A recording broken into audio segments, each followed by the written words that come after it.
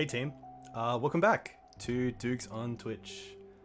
We are back with Green White Depths, which I think I will play for Eternal Weekend, which was an event I wasn't sure I was going to play. I wasn't sure if I was going to stream anytime in 2020, so it is nice to be back.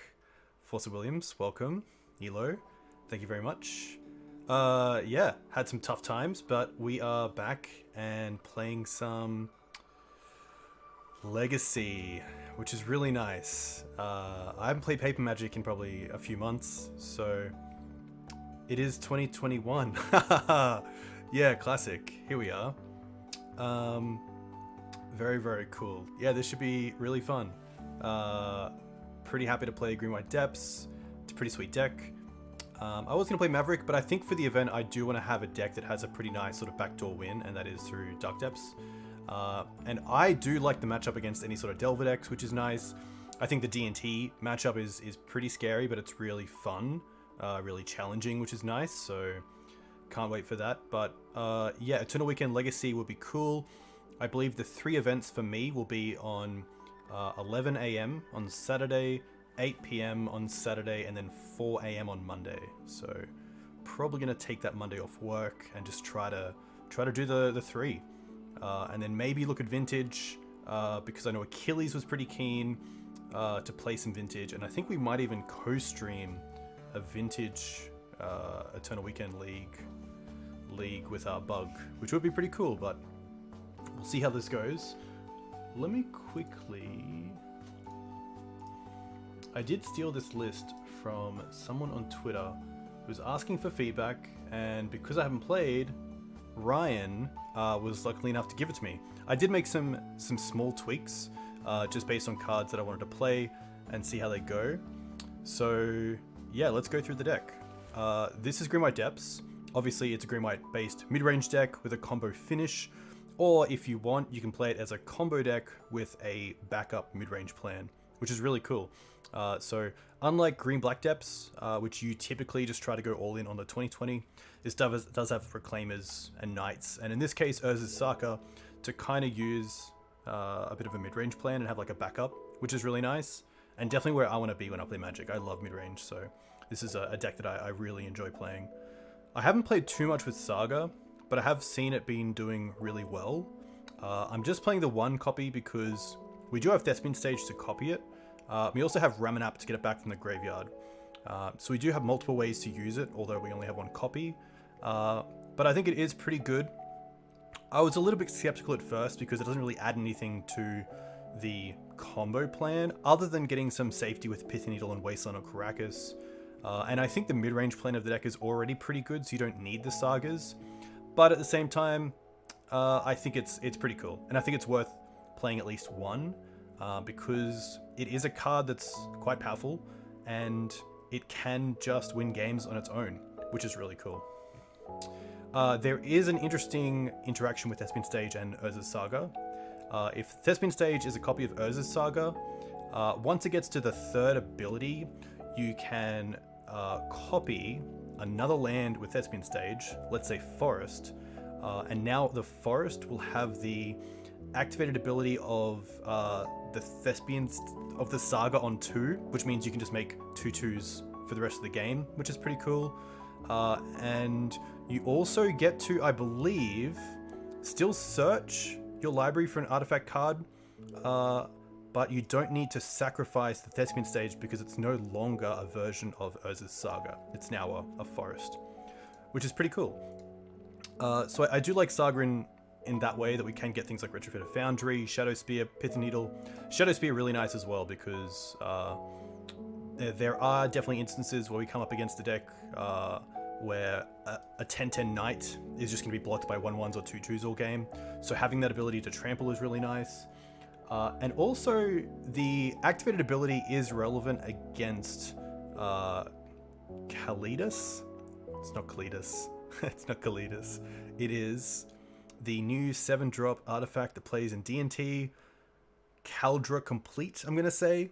There we go. Hey Echo, welcome. So that does have some relevance, which is nice. And then in the sideboard, I just have a Soul Guide lands in because I think it would be nice to have a graveyard hate piece through Urza's Saga. but it might not be needed. We do have Crop Rotation, Elvish Reclaimer for Bojuka Bog, and of course Knight. So we'll see how these numbers go, because to make room for the third artifact in the main deck for Saga, I dropped the third library, mainly because both are doing similar things. They're allowing me to dig for certain answers, or hopefully the combo. And I really wanted to fit Shadow Spear in here, which doesn't usually see a whole lot of play in the main deck of these sort of decks, but I do really like it. And I think against a deck like Blue Red Delver, even getting one swing in with a big Knight can really turn the tides, which is really nice. Some things I did want to fit was a second Endurance in the main deck, and some amount of Prismatic Endings, but I'm playing Mazavith, which I really like. This was really good against the blue-red decks, especially against Ragavan and also Murktide. It really forces your opponent to find Wasteland. And of course, in this build, we do actually have a great way to deal with Wasteland and Pithing Needle. So Maze was pretty cool. And I do like it in this build as well because we have the 3 Yavimayas, so we can actually tap it for mana overrun, which is nice. I've definitely played around with switching some of the Swords to Plowshares for Prismatic Endings, or moving something like a Pithing Needle, which could be dead in some matchups, to the sideboard as a Saga hit for ending. But I think we'll see how it goes. We'll see how that checks out. Hey Abjurat, welcome. Hope you're doing well. There isn't too much else to say. I think this is pretty much it. Outland Liberator is probably the newest card you can see here, which is pretty sweet. It is... Let's move it here. Pretty much Qasali Pridemage, but it is a human. And when you sacrifice it, you can destroy target artifact or enchantment. Or when it flips, it kind of has a Trigon Predator effect, but it only needs to attack. It doesn't need to deal damage, which is really relevant against a deck like Lands that has Mazavith, which is pretty awesome because it means that we can deal with things like Exploration, Valakut Exploration, Mox Diamond. Just a really strong card, and I think a pretty strict upgrade against Qasali Pridemage. There's not too many reasons to use Qasali, other than things where like Plague Engineer makes Outland Liberator a 1/1, which means it can't attack into Plague Engineer, but Qasali Pridemage can, even with Exalted. The other card that I want to talk about is Torpor Orb, which I think is a pretty good take for Eternal Weekend, especially against D&T decks that usually only have the one of out in that new card that is like a 3/1 that is a Qasali Pridemage. It also has Flash. Maybe something like Council's Judgment might be in the sideboard, but I think Torpor Orb's pretty sweet. It's also a really nice card for Doomsday, which of course green-white based strategies don't have a great game against, so we'll see how that goes. Hey Runcore. Yeah, I saw Newton's latest post. I believe he is also the trophy winner of this season with 20, which is pretty good. I mean, huge shout out to Newton. 20, and then the next is 9, which is pretty insane, which is pretty cool. And nice to see him using a burner account, which a lot of these players do. But yeah, it does look pretty cool. Skyclave also eats it. No, it doesn't. Yes, Echo. Nice. You were there. You knew it. No. You knew it. You knew it, and it just... Things like that happen. It's fine. Alright, let's get into a match and see how this goes. My only other thought was Glacial Chasm in the board. I do like it against decks like BR Hogaak, which aren't seeing too much play. Hey, don't open the fridge. Welcome. I like it against go-wide strategies, but it doesn't do anything on its own. I was going to play Tabernacle in its place, because at least Tabernacle means my opponent, if they don't have Wasteland on the board, actually have to, pay 1 before it goes up, so... Hey, Forster Williams. 5 PM in Perth hasn't been the same without you. Haha, too kind. Yeah, I think Chasm's pretty good. Tabernacle is definitely interesting in that sort of slot, but I think that Chasm's where I want to be, especially against decks like Elves, where it's a lot harder to deal with, and Cradle is a great answer to Tabernacle in a way, so we'll see how this goes. Alright. Hey Panda. Welcome. Legacy League. Oh, no, we have play points. I don't want to... Nice. Constructed. Play points. A lot of 8-cast lately. Yeah, I guess the last thing I'll say, this Decktech, is We do have Force of Vigor and Collector Oof, but Kataki or something like that would be really cool to have against 8-cast if I knew that I was going to play against it multiple times. I think a Kataki-like effect would be really strong.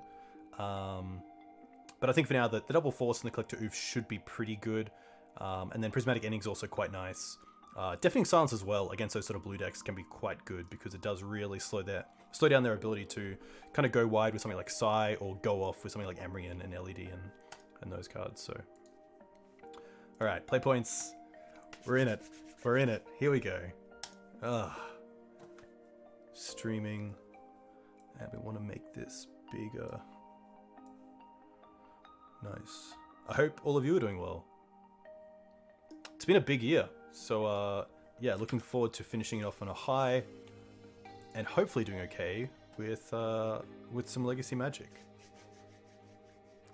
All right. Nice. So this player is actually a local player, which is hilarious. Classic. We were on the die roll, which is nice. And we have a pretty interesting hand. Too kind. Too kind. So we have a turn 1 Dried Arbor, which is nice. We don't have a white source yet for the green suns, but sorry, for the swords, but I think this is a pretty nice hand. We have the combo, of course. The Dried Arbor allows us to play around like sack effects if that's a thing. But not having white is pretty huge. Let's have a quick look back at the collection.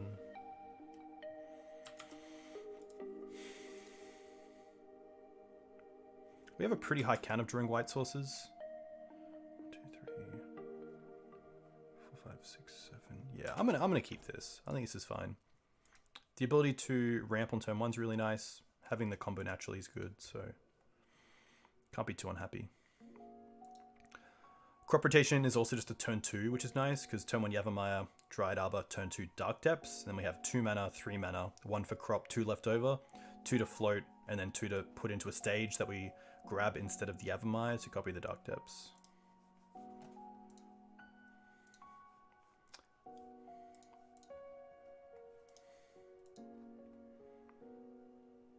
I also believe my pronunciation of Yihwei is wrong, and I apologize for that. I'm just so used to it that I should get it right. Alright, opponent down to 5.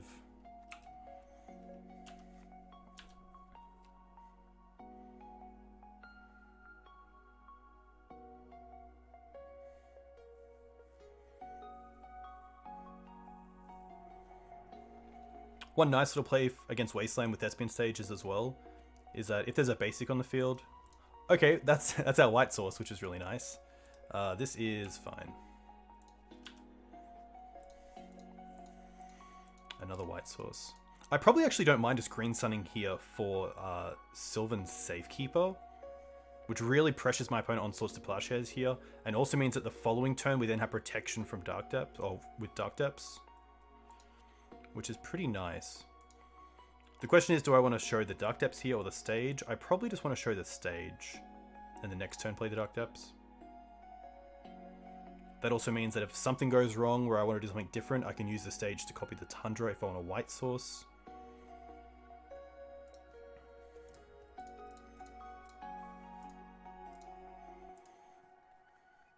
The big question is, if this resolves, which it does, and my opponent has another Source to Plowshares, am I protecting it?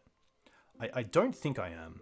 I think if my opponent uses a removal spell on the Sylvan Safekeeper here, then it's kind of done its job. Okay. So Baleful Strix, Source to Plowshares.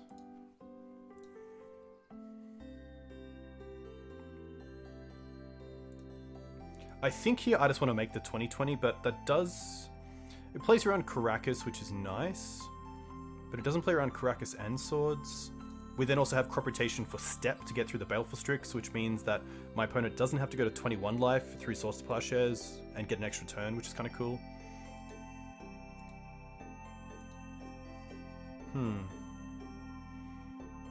So the question is, do I want to main phase this Dark Depths? And I think I am. I'm going to assume this is going to be Esper Vial.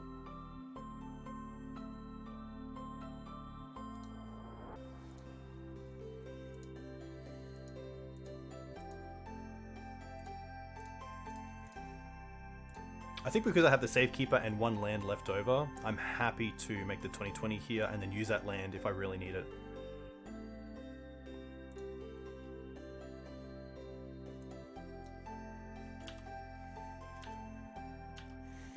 Definitely don't want to attack with the Safekeeper.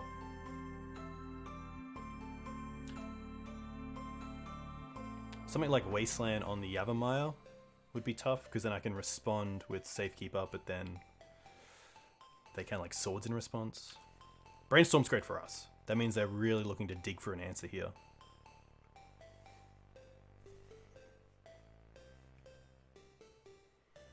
And to be fair, next turn I still have lethal, because if the crop for step doesn't work, we can then fetch Swords the Baleful Strix, they go to 21, and then we swing for 21.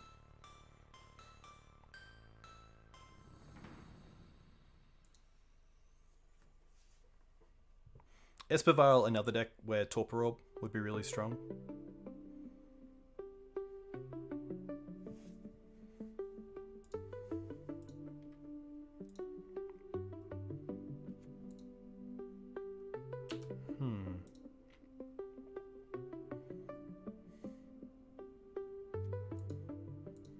Volk, interesting.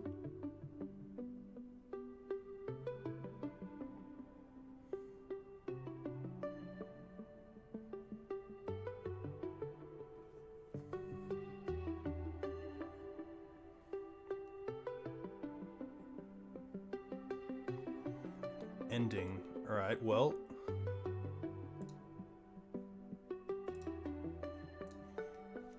I guess they could have like Stifle? Is that a thing? Now Ponder. Interesting.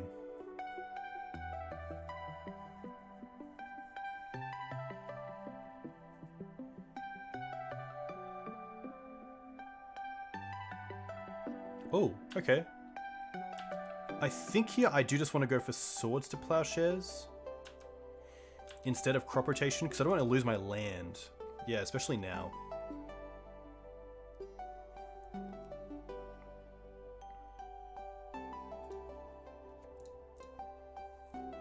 I will just get a Savannah here. Try to Swords the Baleful Strix.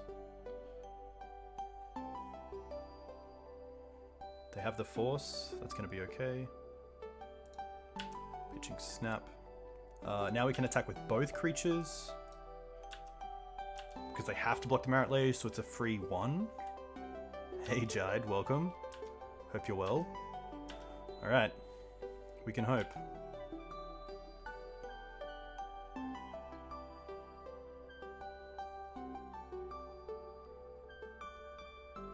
Iteration's going to be okay. Iteration just like a mini dig through time. And that's a small mini. It's pretty close to dig through time, let's be honest.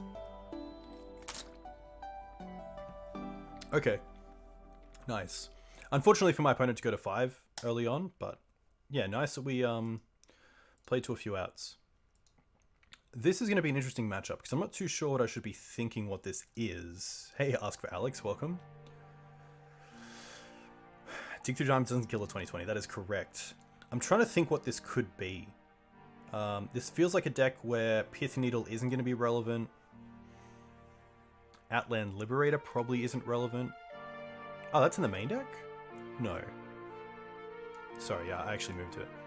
I don't mind the chokes. This is looking pretty mid-range.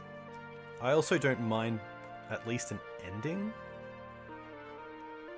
I also don't want to over-sideboard. I haven't seen too much. This is probably a matchup where Caracas could be taken out. Could be something like this. 2 chokes for these two.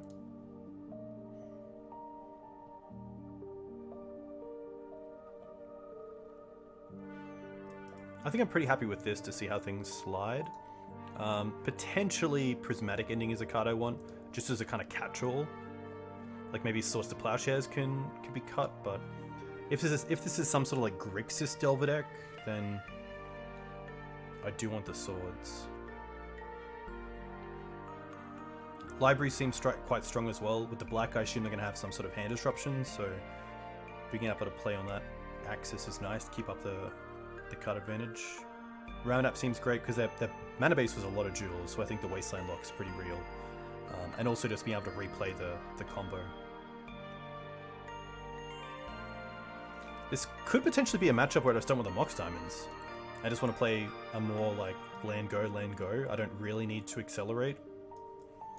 And I just want my top decks to be a bit better. So like maybe like 2 Prismatics and Endurance. I think that's pretty nice. Soul Guide's interesting. Let's see how this goes. Prismatics, Endurance, and Choke. Okay. This is actually quite a nice hand because we have the turn 1 Reclaimer off Winds of Teeth. We then have a turn 2 Flagstones, hold up Reclaimer, which is pretty sweet. And then we do have just multiple copies of the combo, so pretty happy to keep this.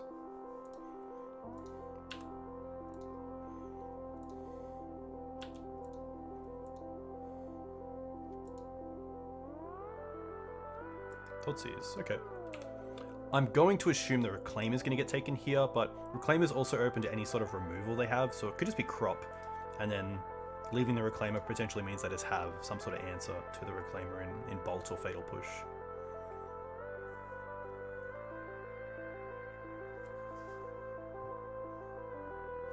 Great choice of Thoughtseize as well.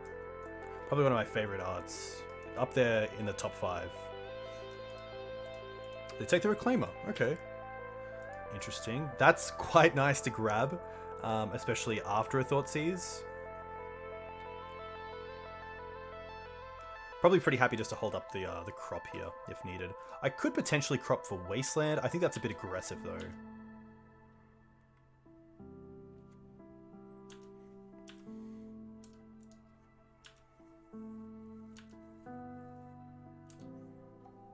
Reclaimer. Okay.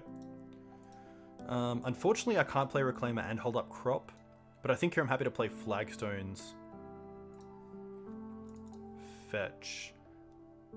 For a Savannah here. I don't have to worry about anything like back to basics, I don't think, in this matchup, so Reclaimer's probably fine. Opponent might not even have an answer here, seeing they took Reclaimer before.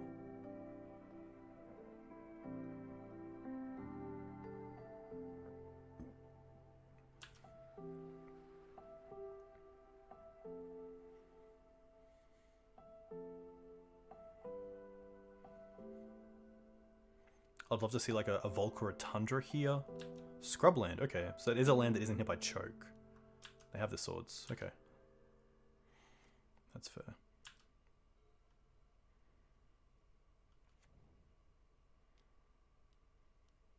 Plague. Plague's an interesting one because it doesn't really hit us too badly.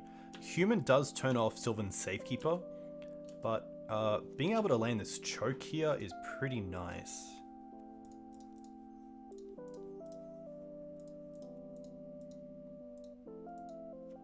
Nice. So it also turns off the cantrips and ability to actually try to find some sort of answer here, which is pretty nice. Swords. Don't really have to worry about that right now. Pretty happy just to play the depths and pass. Again, is there really any reason to use it now? I don't think so.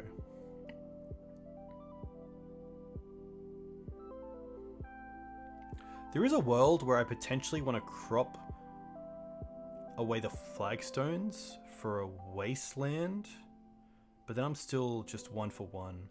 I'm thinking of taking the extra turn to actually set up protection from Swords to Plowshares with the crop rotation through step. But crop for Wasteland just does the same thing.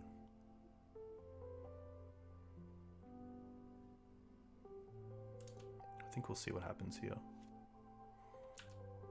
Because if they want to tap the Scrubland, then they're kind of just dead.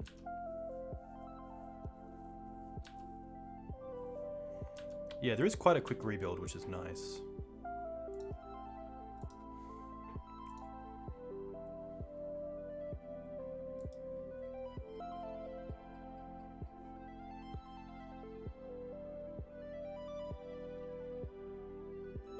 Is there a way that I can crop for Yavimaya first?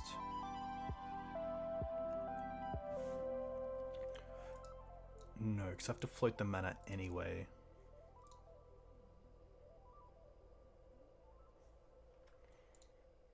I'm just trying to think if I crop Savannah. Sorry, if I float a green, float a white, crop away the flagstones, get a Savannah tapped, and then get a Yavimaya, then we still have green, green, green floating, which means then I can crop again for Wasteland on the scrubland. But can I do that without floating the 2 extra green? It's been a while. It's been a while. Okay. White, green. Use green. Get rid of flagstones. We have white floating. White floating. Let's do a little... Okay, white floating. We then crop for Yavimaya, which means the Dark Depths now taps for mana, and we have Yavimaya online, so that's 2 mana. That's open, which means we do have the combo, and then we still have a white floating, which isn't relevant. It is, because we have to use one of the green. Yeah. For the second crop. I was thinking of like crop for Yavimaya, we then have extra mana floating, we then crop for Wasteland, but if they float white, then we can't, you know, it doesn't really do anything anyway, so.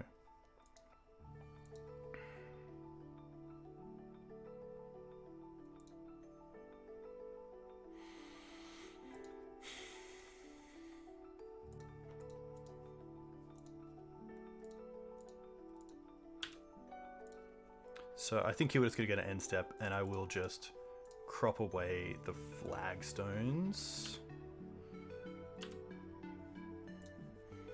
We'll go and get a Savannah, and then off crop here, I'll just go and get Wasteland.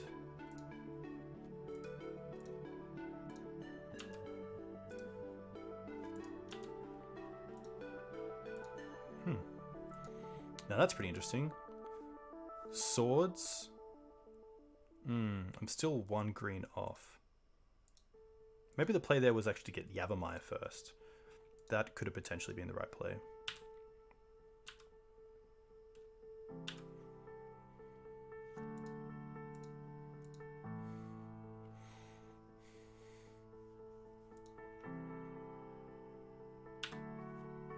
Hey Damo, welcome. Hope you're doing well. A big congrats to the little two-year-old guy. Very, very cool.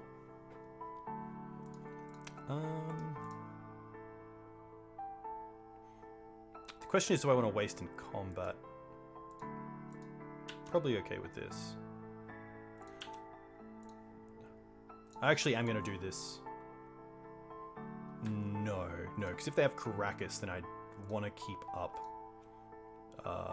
crop for... Yeah, I think we can go to main phase and see what they do. They're going to try to pass priority, so here we can Wasteland first. Float white.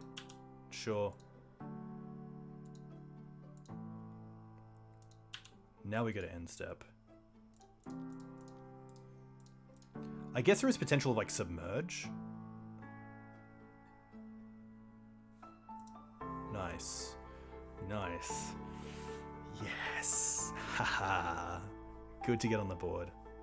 Good to get on the board. Choke there, really nice. So pretty happy with that. Very cool. Very cool. Coming back strong. Yeah, yeah. Pretty lucky as well. I think that Yihei was playing a deck that was a little bit slower than, you know, most sort of Delver decks, obviously. So, yeah, just didn't really hit much. And obviously the choke there really hurt. Like if his hand is cantrips, trying to find extra ways to either answer a 2020 or have some more disruption, then yeah, turning off those islands is pretty strong. But yeah, cool deck. I think it was 4 color, but either way, pretty cool to see. Some interesting decisions there. Unadulterated mastery. Luke. Too kind. Hope Perth is going well. What are your current numbers for things like Highlander and Legacy? I know Perth has a pretty good... Hey, yeah, GG's. I think I got pretty lucky there with the choke. And of course, like your Mulder 5 in game 1 is pretty tough as well, so... Up against Krill. Interesting hand. We have a white source for swords. We have Retrofit a Foundry, which is kind of nice, which gives us a bit of, you know, something to do until we find, you know, either Thespian Stage or a green source.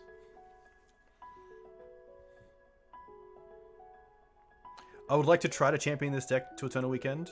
Obviously a lot to learn, and it's only a week or two away, so definitely need to check out the Discord, check out some guys like Michael Mapson, who's a very good player of the deck. I think this hand is okay. I like that Flagstones is a land that isn't really wastelandable, so I think I will just keep this and see how it goes with a grind through Foundry. But I can definitely see a world where I should mulligan to a green source, because there's a lot of cards here that are turned off. Like Green Suns obviously isn't a great pickup.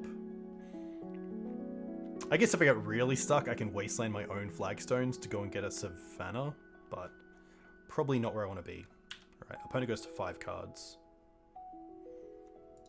Verdant. Okay.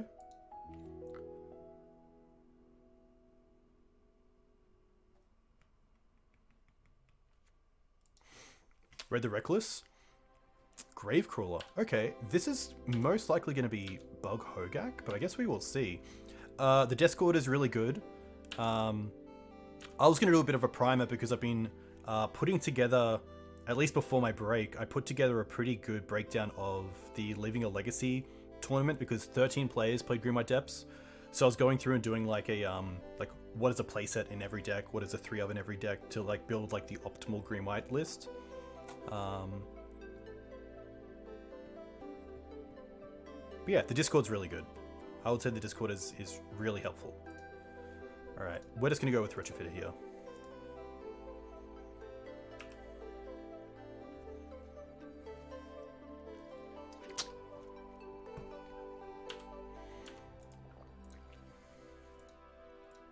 Bug Hogaak usually plays 1 basic, so this could definitely be something different. Maybe like Zombie Bombardment. I don't really want to see Cabal Therapy.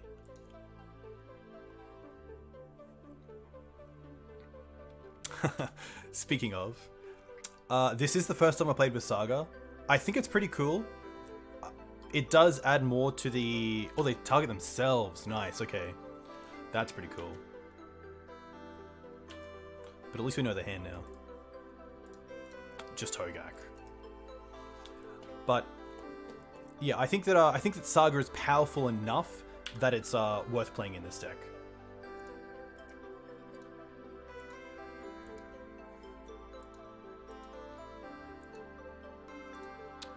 They named Stoneforge Mystic. Okay, interesting.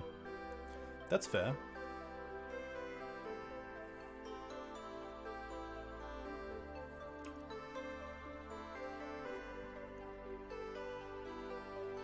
At least we're kind of in the clear for a while. They will get Bloodgust back end step if they fetch. They do have Hogaak in hand, but they're pretty far off that. A 3rd Depths is not where I want to be, but here we get to play Wasteland or just pass. And potentially just hold up Retrofit a Foundry.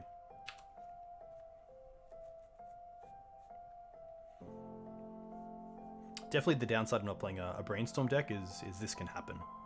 Which is magic. That's why you gotta love it. Double Swamp. That makes me think this is more of a like mono black or red black kind of version of Hogaak.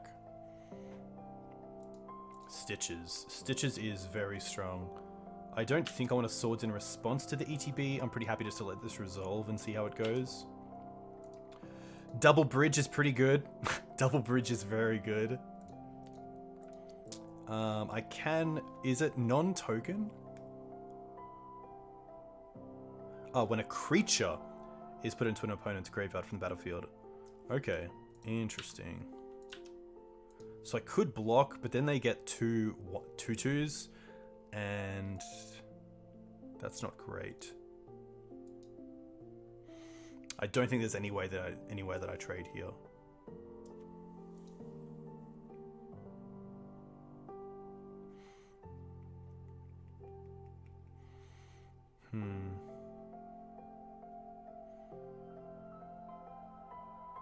It's tough. So I make a 1/1. I block the Bloodghast.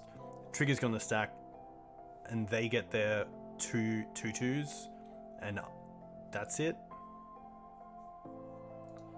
Currently no therapy in the bin, which is nice. I'll definitely make a dude.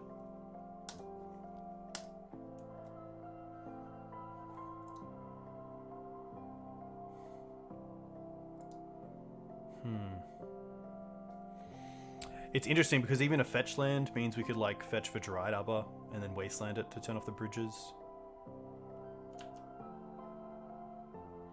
If I block here, I want to block the Bloodghast because we know they don't have another land. But taking out the bridges is pretty strong.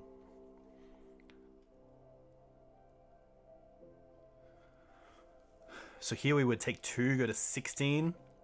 They then get 4 power, 6 power, 7 power.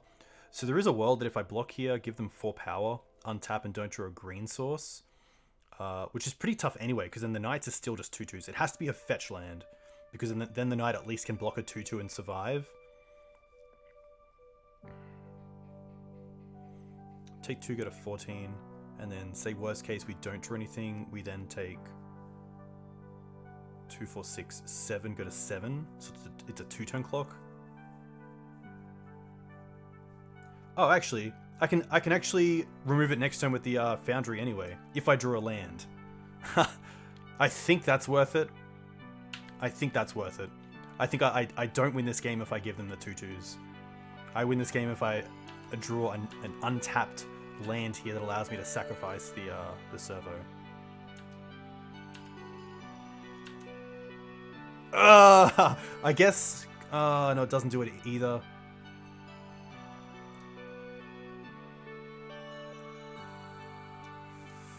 Tough.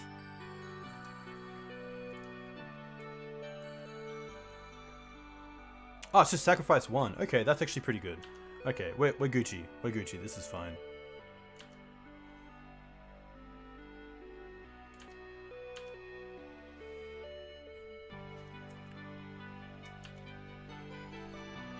So we know Hogaak in hand.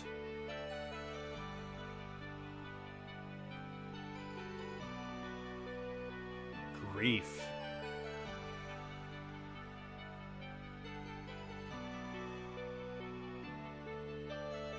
Okay.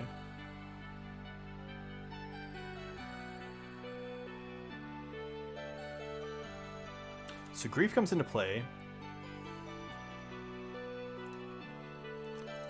And here I probably just want to...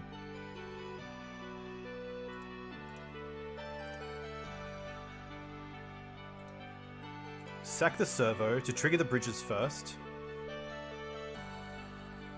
They lose their bridges. We get a 1/1. And then the question is, do I want to use the swords here?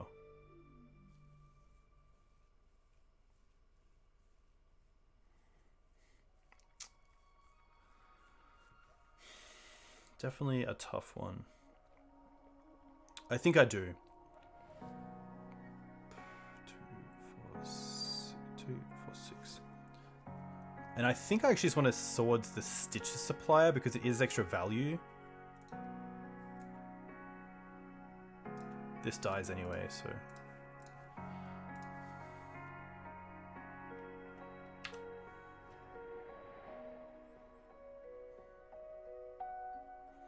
And then I'm happy just to get a 4/4 from the Stopter token. They take the crop. That's fair.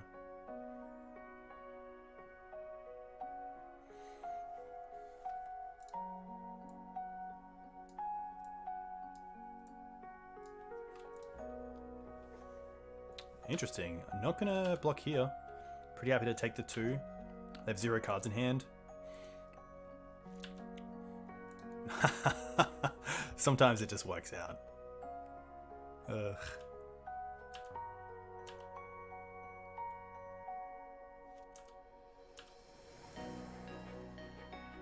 I don't believe my opponent's going to be on a Wasteland deck, so pretty happy just to, yeah, hold the stage there. Pretty nice. Definitely some big turns, but pretty happy to win that one. Tough as well. I mean, you know, 5 turns, no green source, but that was really just the power of Retrofitter Foundry. And for a card that I haven't tried out yet in the deck, it did really well there. That was awesome. I mean, even just a little bit of synergy of sacrificing a servo to get rid of 2 bridges, because otherwise that would have just taken over. Alright, we like the Endurances, we like the Soul Guide and the Chasm. I don't think I need the Safekeeper here. I don't need the second Library. The deck can be pretty aggressive. I like taking out the Needle potentially. There's nothing really that I have to worry about. Like, probably don't worry about like Carrion Feeder either. I like the Bog, of course, the Krakus, the Maze of Ith. Step could potentially be taken out as well. Ramanap's nice. Liberator. I guess if they're on, go for it. Choke for when they sideboard transformational into Delver. I don't mind the Moxen in this list. You like the endings? Yeah, potentially the endings are actually quite good as well, especially to take care of I actually like this. I think taking out the Moxes and just playing a slower game again. Not the first time playing out Chasm, which is nice. Chasm really strong against these Hogaak decks, really strong against elves. So I do like that. I think this is fine. I don't think I need to be that much quicker because we have so much interaction that I'm happy to drop the Mox Diamonds. We do not have Tabernacle. So we have Chasm in the sideboard, which I have played Tabernacle in that spot as well. But I do like it. Yeah, Chasm's been really nice, especially because you have control over when you want to keep it. Would love a hand with like a turn 1 Reclaimer and like a backup Endurance. That's probably what I really want to see. Or something like this. Natural Bog's quite nice. We have the Karakas for Hogaak. We have Soul Guide. Yeah, I'm pretty happy to keep this. A little bit slow, but I think it's going to be okay. If they go wide with creatures, then we're on a bit of an outie, but having the fetch land for Dried Arbor as well is quite nice. 1 Vengevine. Crypt Breaker. Interesting. I probably don't mind here just playing Soul Guide and getting rid of the Vengevine. The other cards don't really do a whole lot, which is nice. So what do I want to do? I don't want to show the Karakas yet, because I would love them to go all in on a Hogaak.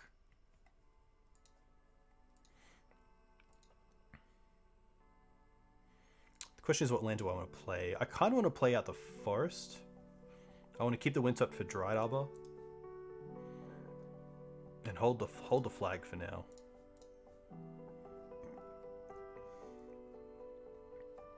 Tab is pretty good. Tab is also pretty good against us, seeing how many creatures we play. But I've definitely played lists with both Chasm and Tabernacle on the sideboard and loved it. Because you're going to see one of them a lot more often, which is nice.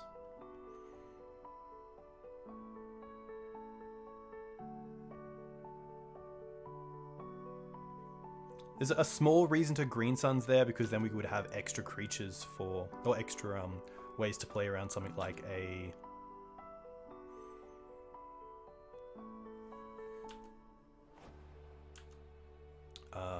Cabal Therapy.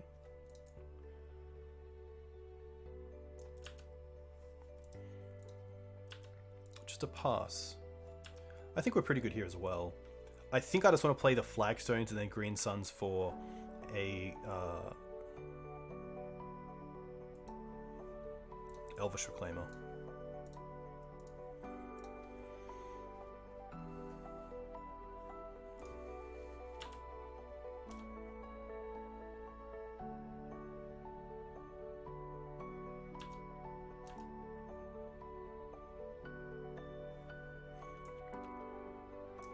Nice. So instant speed Soul Guide does deal with graveyards, which is nice.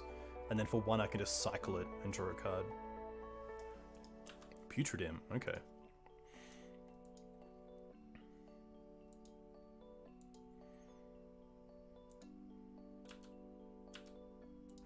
Opponent probably still here attacks with both creatures. They probably want the Stitcher Supplier to die to get that extra 3 cards in the bin, but potentially not with the Soul Guide around. So pretty happy just to take the 2 here.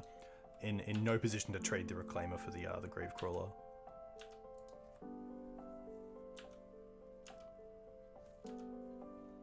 Maze. Maze is actually pretty nice because it just really slows them down.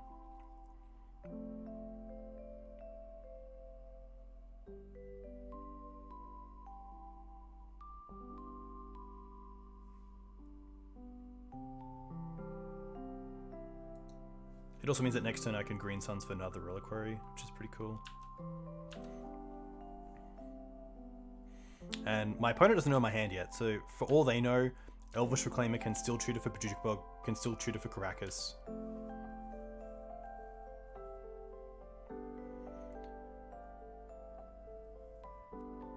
Hey Andrin, welcome. Hope you're doing well. Interesting to see them fetch there, because that fetch is a pretty big resource with Bloodghast in the deck.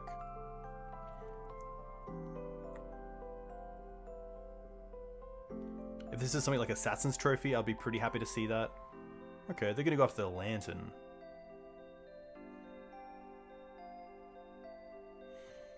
So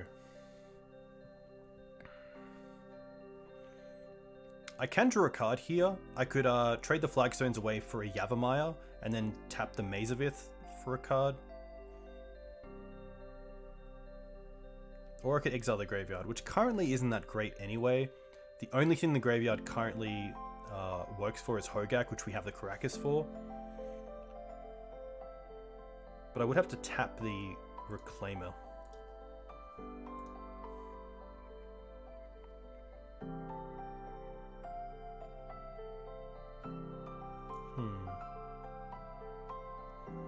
I think I'm pretty happy to draw a card here.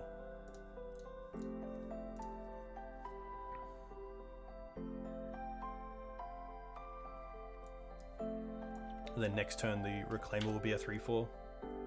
Or pretty close to it.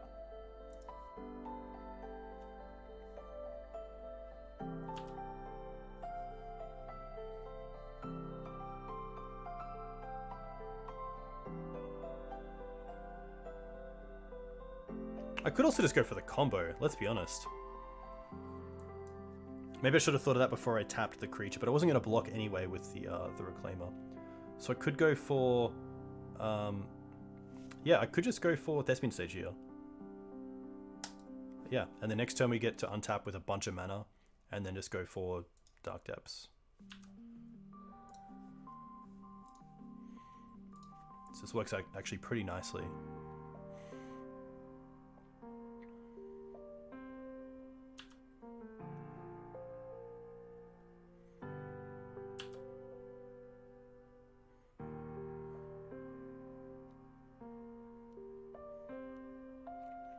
This is going to be fine because we already have the Karakas.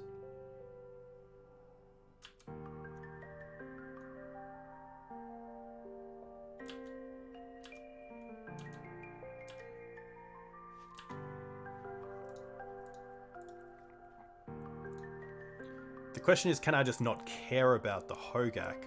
And I feel like I can, especially because we have the Maze.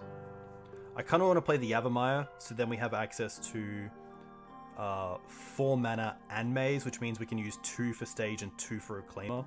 So I think that's actually fine. I don't think we need to play the Bog or the Karakas here, which is pretty nice. I'll definitely say that's a pretty big luxury.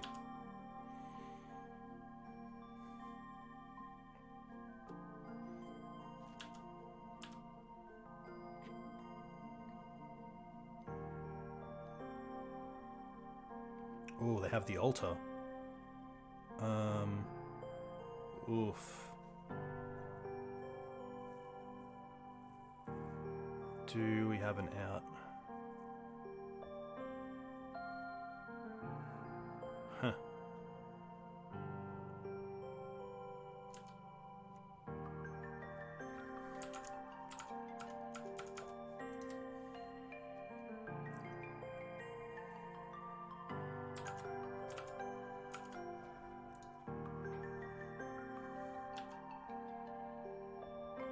Double Vengevine's pretty sweet.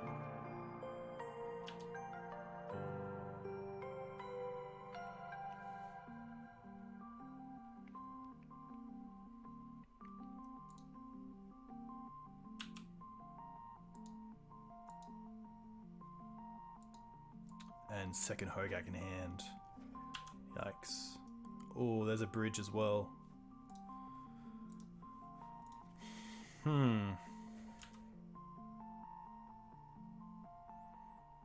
There's nothing I can do. I guess we can see more of the deck. I assume it's really just Assassin's Trophy out of the board.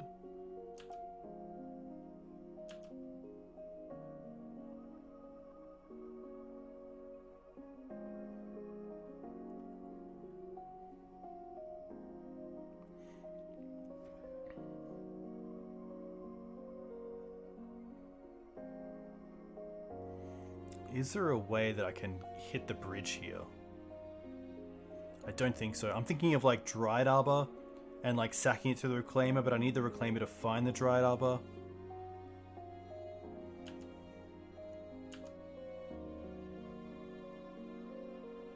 There's second bridge. Rough.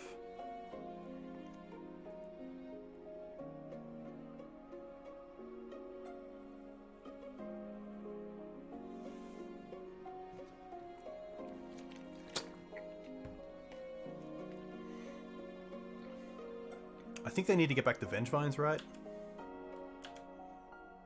Oh. Oh? Oh? Interesting.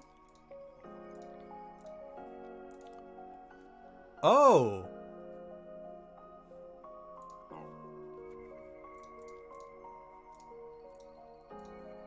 Yeah. Ah, nice. That was a roller coaster of emotion. I thought for a second there that we could have done something a little bit better, but... Yeah, Jide, that's a good one. I think I should have thought about that a lot more in that, yeah, if I was suspective of the combo, I should have played the... I guess the Yavimaya gave us the extra mana. Maybe not. Maybe Yavimaya didn't give us the mana we needed because we got the planes off the Assassin's Trophy. So actually, I think maybe Dried Arbor... Yeah, would have been nice there. So one to learn. Yeah, I wasn't too sure if they were going to get back the Vengevines if they cast enough creatures, but they obviously didn't, which is pretty tough.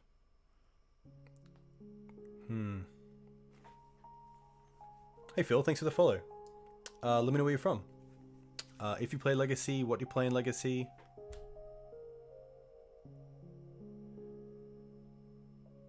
We had enough. Yeah, cool. Okay.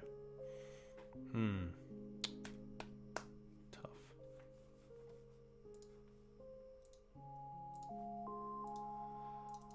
Oh, magic. Magic. Very cool to play against Hogaak. Haven't seen Hogaak in a fair while, so that's pretty nice. Ah, big shout out to Eugene. Eugene just signed up to my Patreon. So a huge thank you. If you watch this, that'll be very cool. Because Jerry is a big fan of the show. Probably my... There he is! Speaking of... Too good. Eugene is you. I know, Jerry. I know. I hope you're doing well. I could really do with a coffee right now, so... I definitely am missing that, but hope you're doing well. Hope you're enjoying your coffee, having a nice day. It's been a while. You're from Sweden, play Reanimator Burn. Blue-Red Shadow, Blue-Black Shadow. Very cool. Nice, that's a good mix.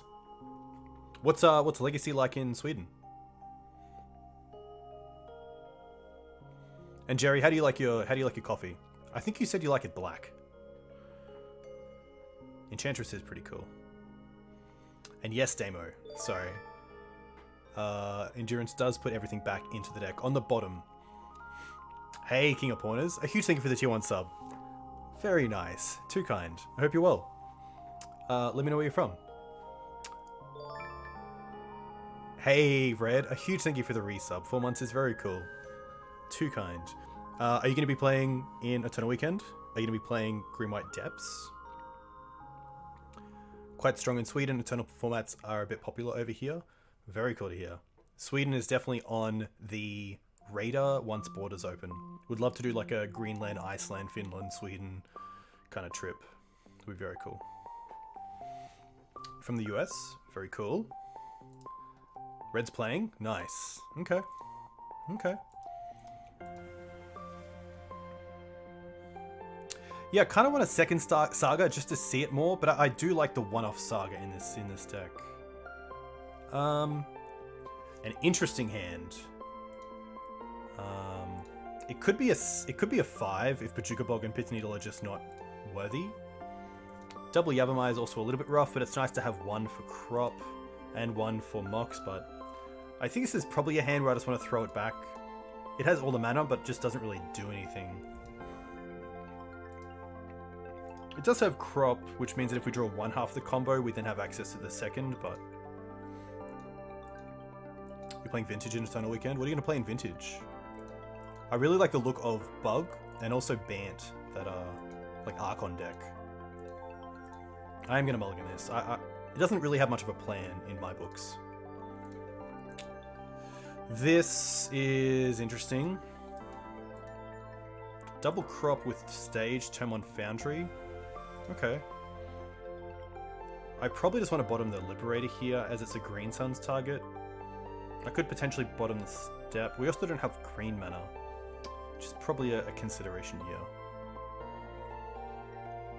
I think I kind of like Step in the deck. First Crop for Dark Depth, second Crop for Step if I need it. Which we wouldn't have if I draw the second Step.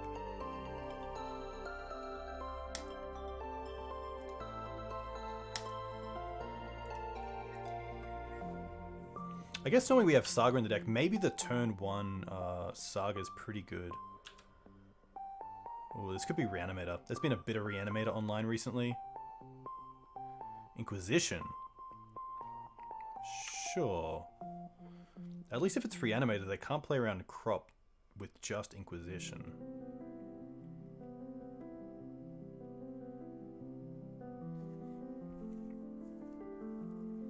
Hey, Wizguy. Very cool to see you. Also from Sweden, very nice. Nice to have the Swedes out in force. Mozzaball. I just love saying your name, let's be honest. Oh, okay. Now the question is, do I want to play Saga this turn? Probably not. I'd probably rather play the Stage and hold up Saga for later.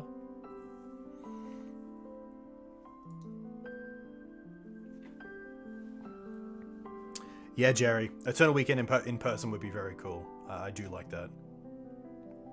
King of Pawners, I do donation deck lists. You should check out my YouTube videos, because in the description I have that information, and also on the Green Sun Zenith underneath support, you can find the info for that there as well. I'm going to start on Stage here, because I don't want to lose a Saga when it's going to clock over to 3. I really want to make my land drops here. This could also be like a Grixis midrange deck. But it's definitely looking like Reanimator outside of Inquisition.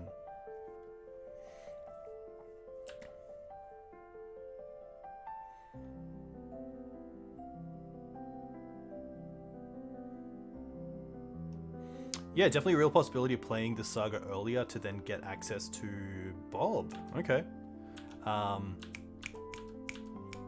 Yes.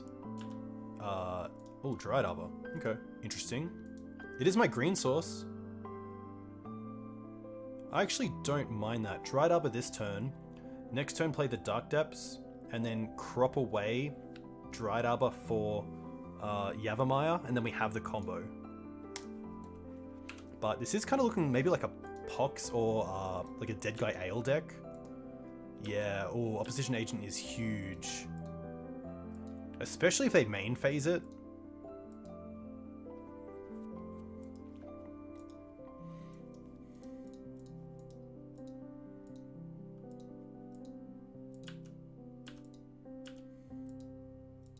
They attack. I love it. I love it. This could mean two things. It could mean they have another Bob. This does take us off green right now, which I just don't like. So I actually am just going to take this.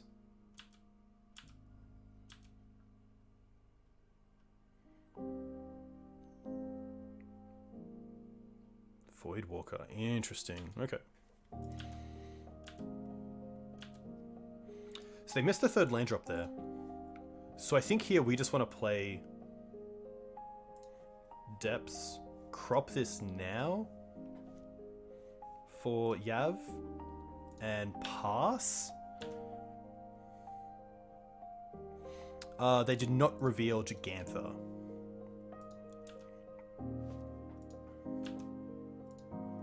Scrubland. Okay, so they have a white source.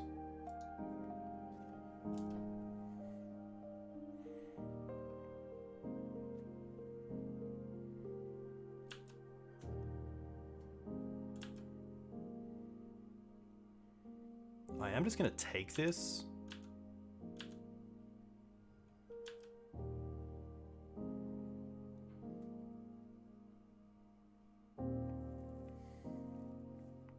They can't tap out, which is nice. But there is a world where I want to have Saga open for crop rotation into step, but that doesn't play around much.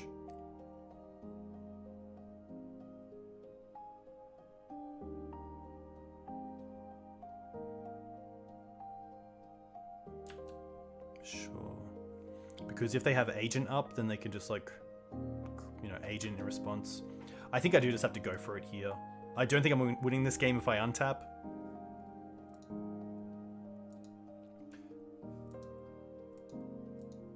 I guess they don't, yeah. They discarded Foundry, which is interesting.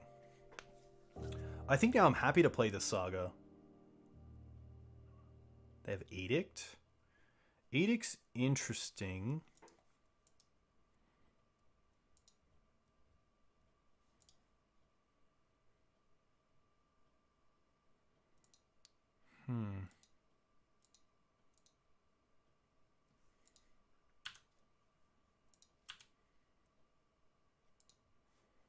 Reclaim plays around Edict, which is nice. Maybe that's what I want to do.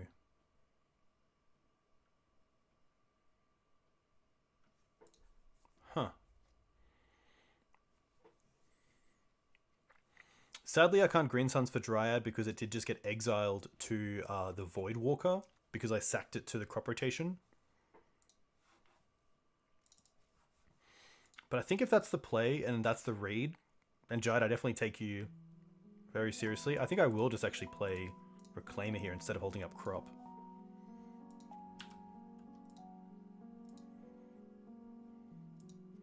I could potentially Green Suns here as well for another Reclaimer.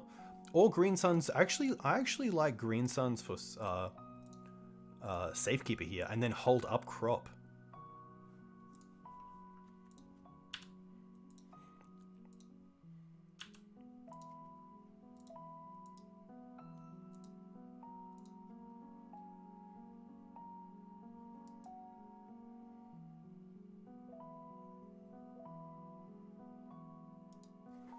Fatal Push.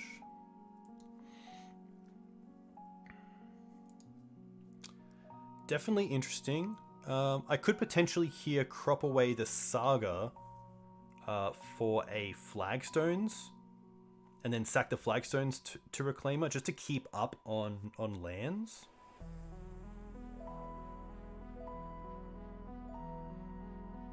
I could also crop into Step, but doesn't really, kind of does the same thing. I guess Step kind of gives me two ways of protection, which is nice. Hey Harvey, thank you very much. Definitely a few options.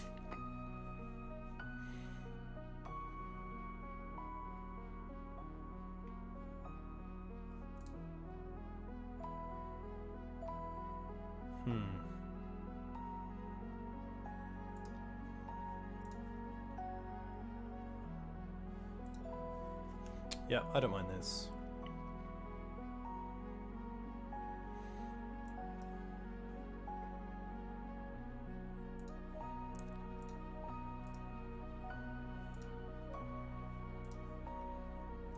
I don't get a land because of the Voidwalker. I should have thought about that, but hopefully that's okay.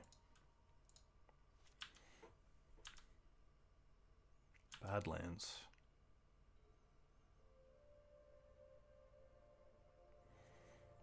There's definitely consideration for just not caring about the Reclaimer, letting that happen, and then just trying to protect the Safekeeper and the 2020 Duck Depth token. So maybe that was actually a pretty poor play. Plague's very good. Just gonna 6 through that.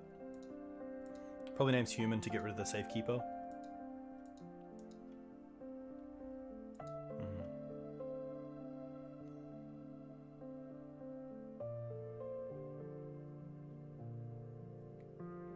Sure. I think maybe my only out here to play around like a Source Plowshares is like draw a Wasteland for Scrubland. See what they show here. Another Bob.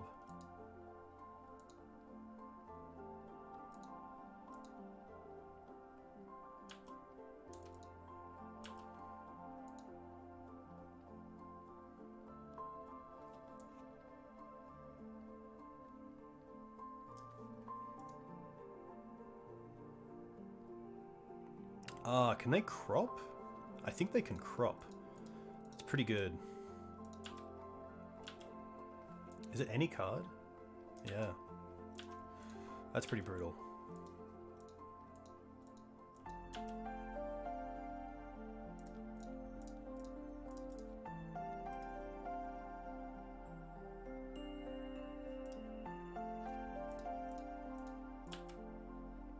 And this really comes back to saving that crop.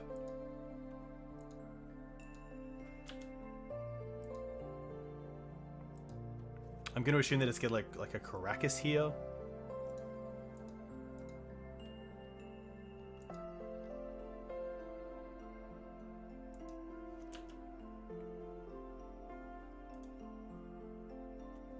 Nice. Okay. I like the endings.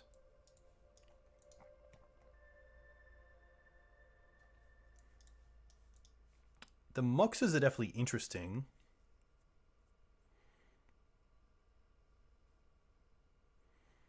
I think the Maze is probably okay to take out.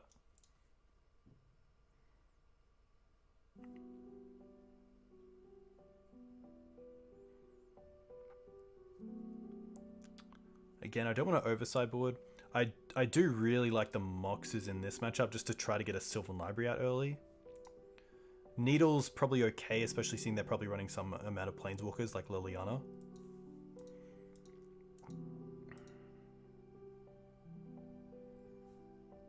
But it could just be the Moxes, to be fair.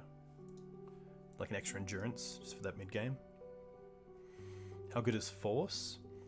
Not too sure what they would have. I assume a Stoneforge Mystic plan, but I haven't seen it yet. And at least we do have the Prismatic Endings for Stoneforge, which is nice.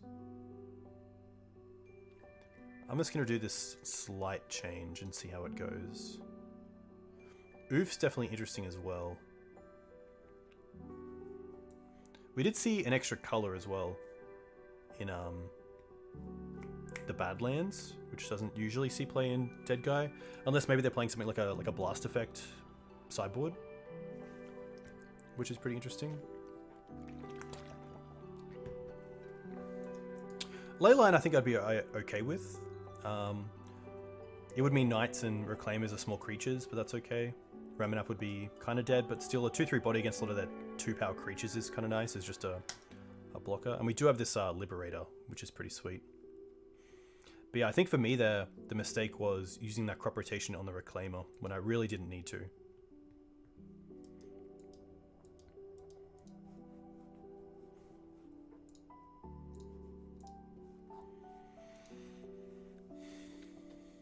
Yeah, Shadow Spear also pretty interesting.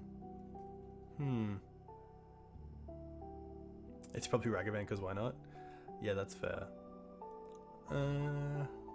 We'll see how this goes.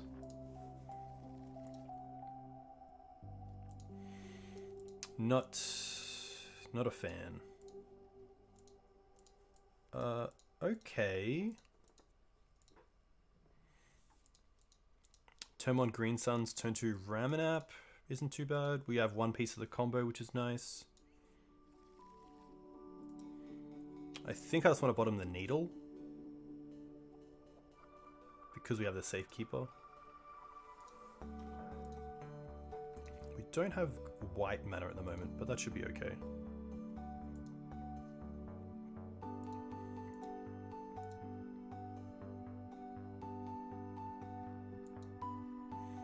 If they do have sack effects as well, it's nice to have Ragavan with Dried Arbor to replay each turn.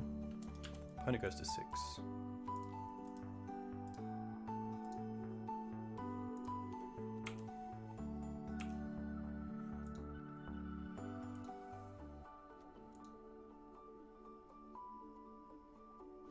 Interesting. Flagstones. Okay, that's pretty nice.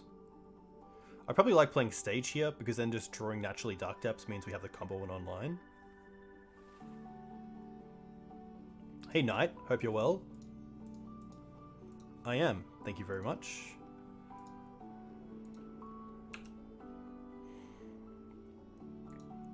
I would laugh if they just like entombed end step and then like exhumed or something next turn. Like a transformational like reanimator sideboard. They can't fatal push the Ramanap, which is nice.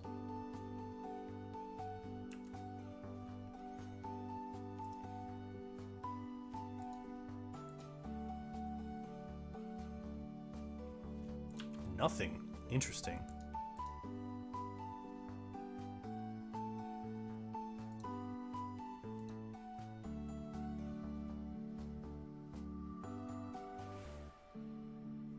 I'm pretty sure I can just attack here.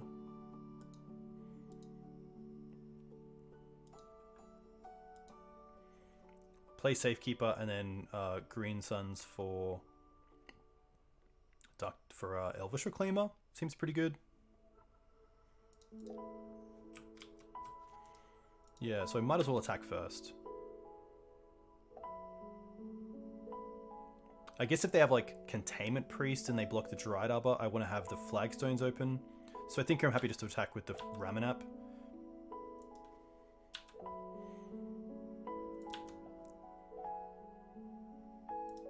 Because now we can still play Safekeeper.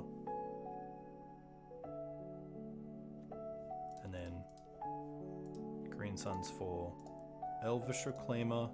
And also have Swords open. And his...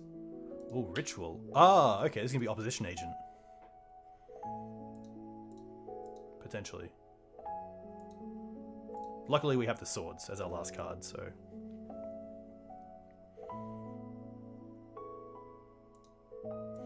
Opponent probably thinking here about Opposition Agent and Containment Priest. Hey, Modern Pats. Very cool to see you. Hope you're doing well. Hope the thug life is treating you well.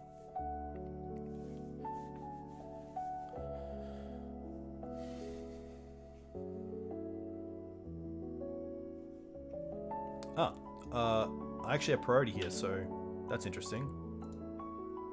There we go. Hiya! Nice. It all worked out.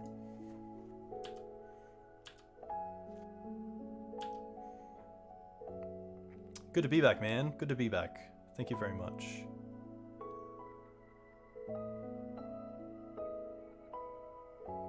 EE for 1. Sure.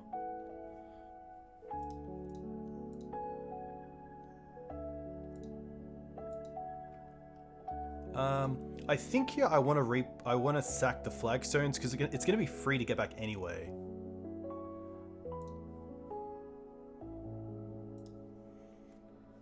It also just gets me a little bit of ramp here.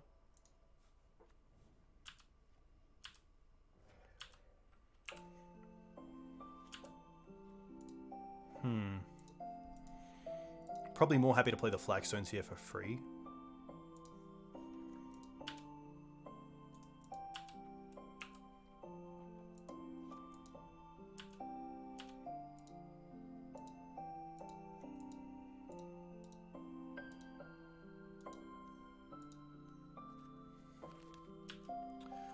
Stoneforge is pretty strong. Jitte. Bob. Woof.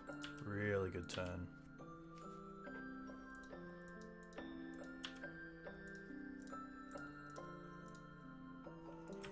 I kind of want to copy... I probably just want to copy Flagstones here. I could copy Dried Arbor, but it's a little worse here. We'll keep this one, of course. Go searching. Get some lands out.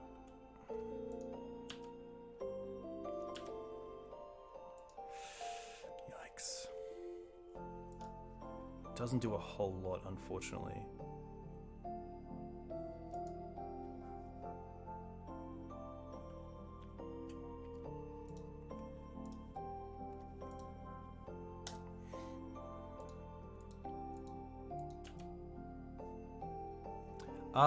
Actually, maybe the play was doing it, Flagstones copy Dried Arbor, blocking the creature that is equipped with Jitte, and then turning the the Dried Arbor Despin Sage into just another land, because I think that would fizzle combat damage. Yeah. Little things.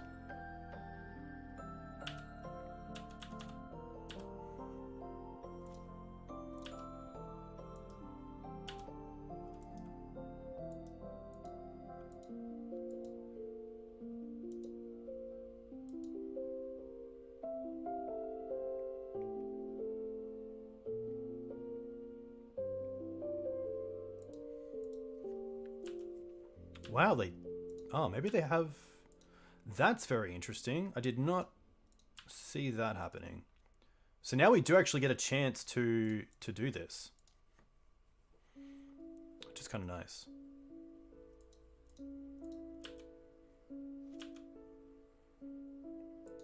Still just... We are playing a deck with a lot of lands, so this is going to happen. I guess we can now play the Flagstones for free. And pass.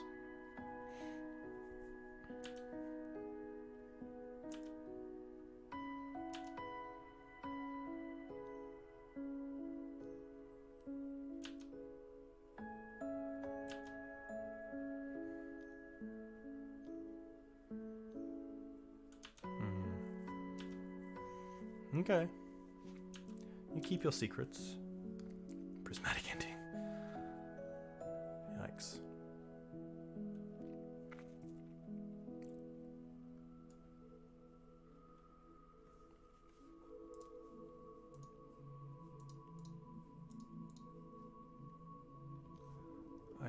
I think this is how it happens. 3 mana. Probably Prismatic on the Ramanap. Nothing we can do here.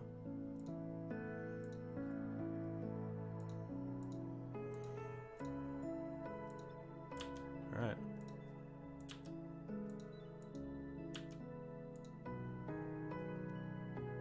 I'd probably attack with the opposition agent as well, but that is their prerogative. So let's block.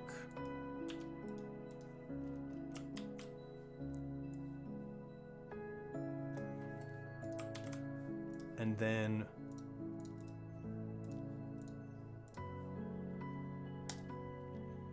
copy? Yes! Yes!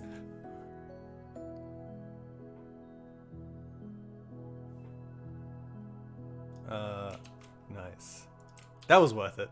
That was pretty cool.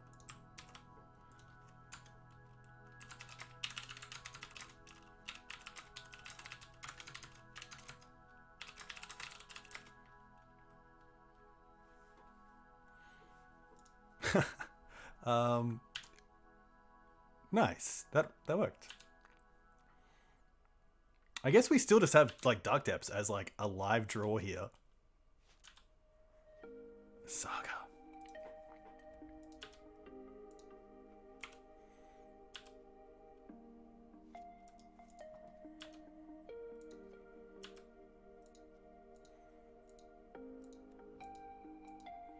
Oh, I can also copy Saga. That's pretty cool.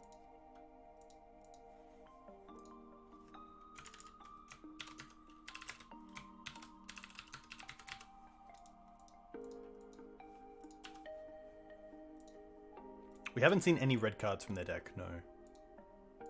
Wow, they're attacking with everything.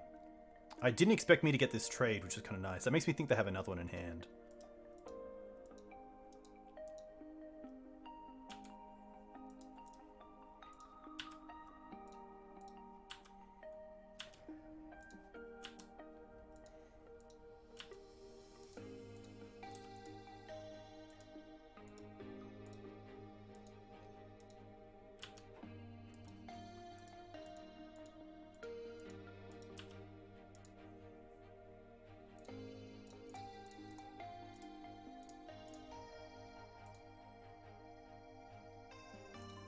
Saga isn't legendary, which still boggles my mind.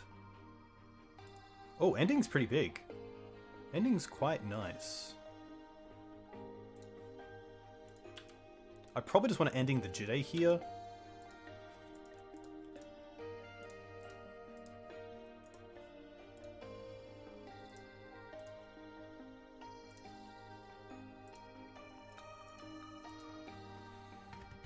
Hey, apple pies. It is, yeah, it is quite nice. I will say that. All right.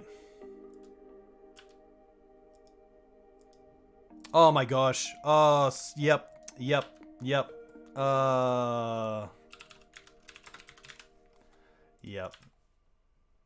Tough. I did. Yeah, Jitesh. Yep. I did.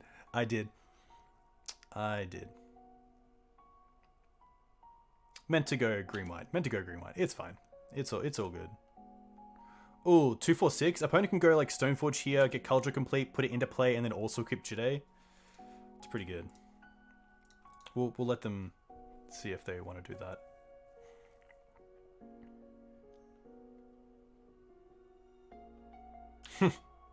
Okay. Well, now they can't, which is kind of nice.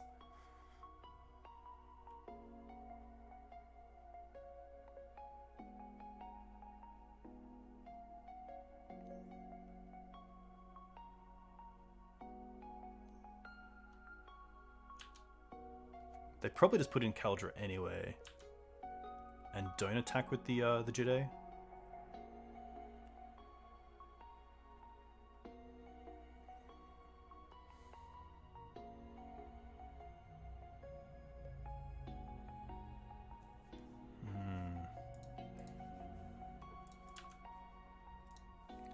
Interesting. They're gonna go for the Jide.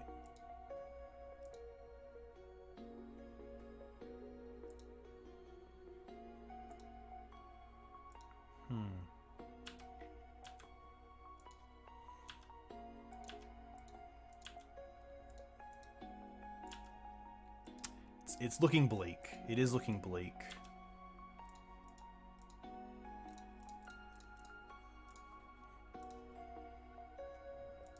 They kill this now? No? Interesting. Ah, it's already gone up. I should have. Yeah, I should definitely have. I thought I would get a time there where I could actually like respond to the ability going to 3, but I didn't.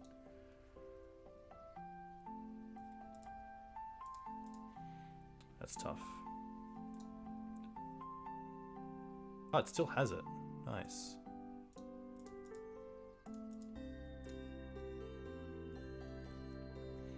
There we go.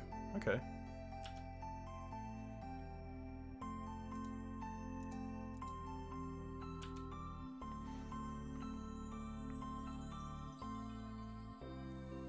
Opposition agent. Tough. Yikes.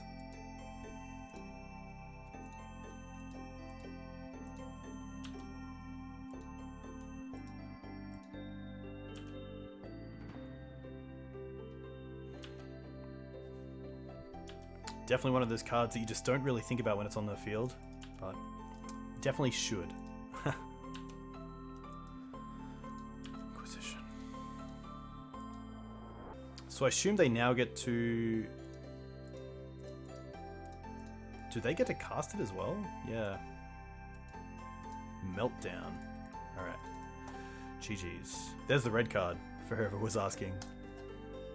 Alright. I'm gonna go to the bathroom real quick. I'll be back in a second.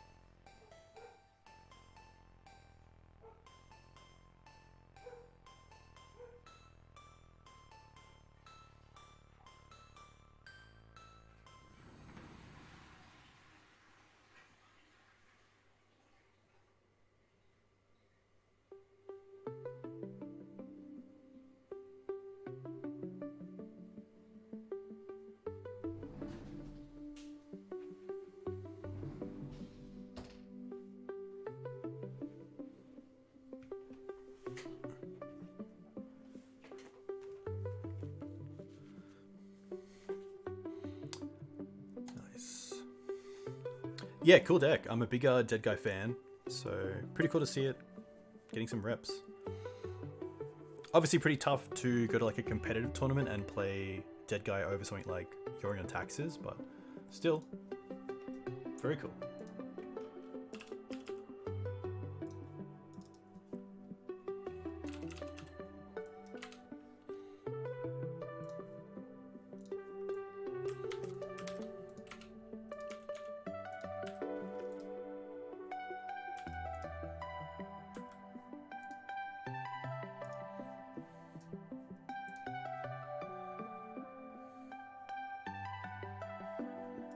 Alright.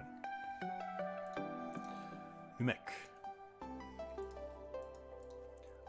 I don't mind this hand.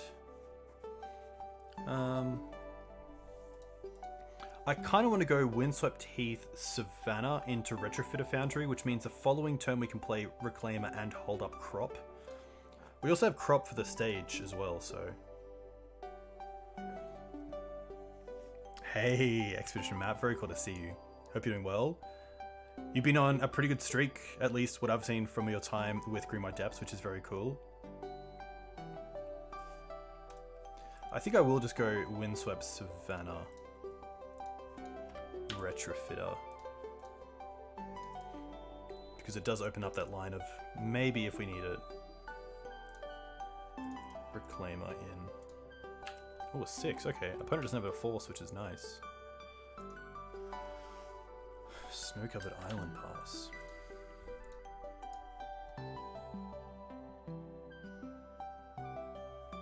I probably want to play stage here, because then if we draw into Yavimaya, we just have the combo online with Crop. And probably just passing with Retrofitter up, to be fair.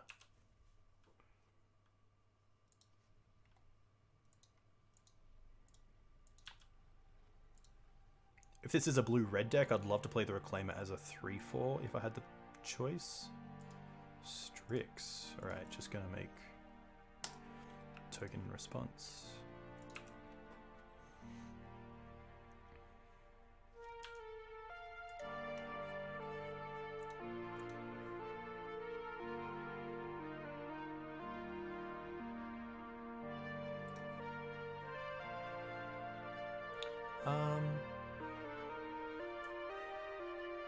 I don't mind holding up 1 mana for the servo, and potentially here just going for Safekeeper. Then the following turn we have Crop into Dark Depths.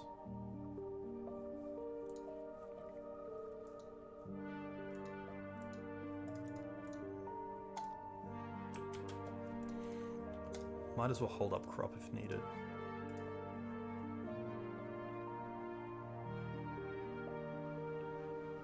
And at least if this gets forced, it's not the worst. We still have the Crop, which is nice. And without flagstones, Crop getting forced can be a bit awkward.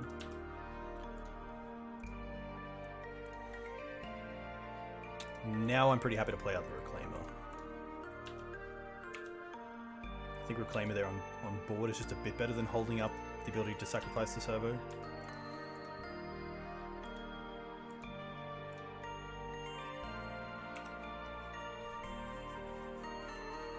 I haven't played against these 4-color decks, but we've already played against 2 in this league, which is interesting. So a really like value-orientated deck.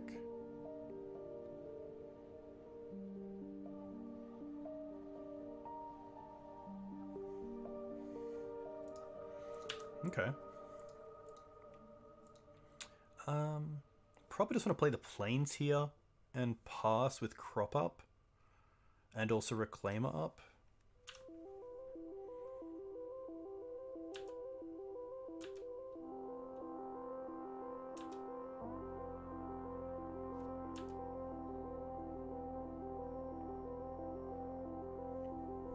I mean, Knight holding up crop is also pretty nice. Jace. Interesting. I think with Jace on the stack, I just want to crop here.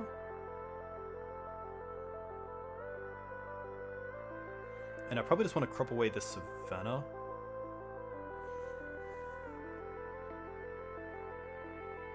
They just played this for turn, didn't they? Yeah, last turn they played the Underground Sea and held it untapped, so they can't actually play a Wasteland or anything here. So I think I actually might just get rid of the planes.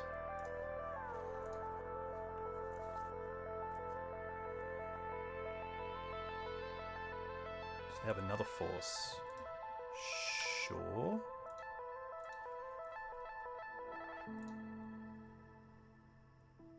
So now I'm probably okay.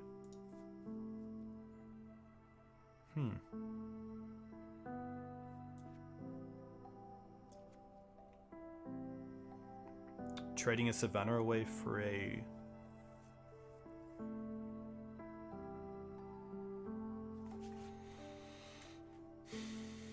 Probably just a Flagstones here. I don't want to go for the combo just yet because it takes me off a mana. And I do want to use this floating mana. So I guess we can see what they do with Jace first.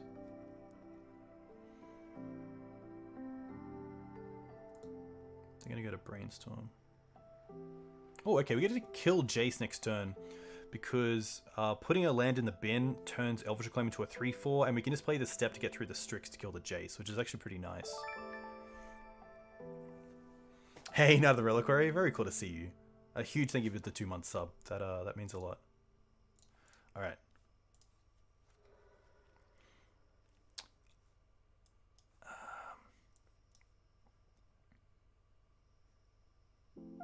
Flagstones.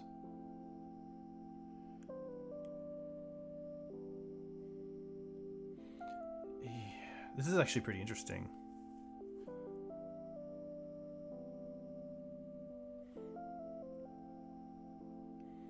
So Reclaim is a 3/4. I think next turn I'm definitely just playing step and attacking with the Reclaimer, so Flagstones is a little bit off there.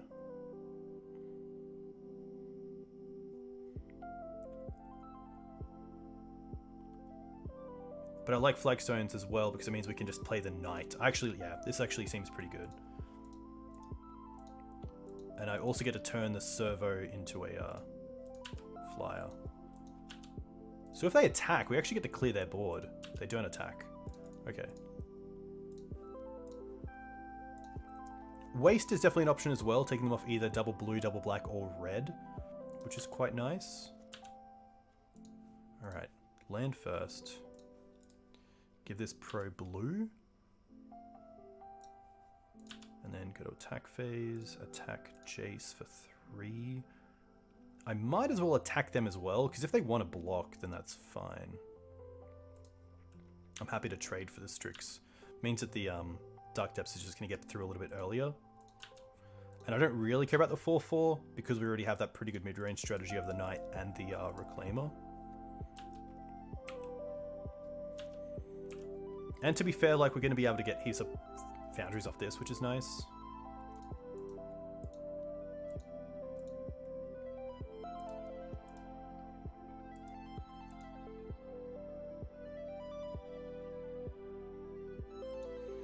Yeah, Foundry is really cool. Foundry is a lot of fun. Sudden Edict. I think the Knight's just better here than the Reclaimer, because the land doesn't come in tapped and doesn't take 2 to activate. So We will sack the Reclaimer. Double sword. Okay. Well, I guess we just pass here. There is a world where I just want to play around Static Edict again. I don't think so. I'm going to assume they have maybe one in the deck with Snapcaster in the deck as well, which you can see in Exile. So I'm not going to play around the second one.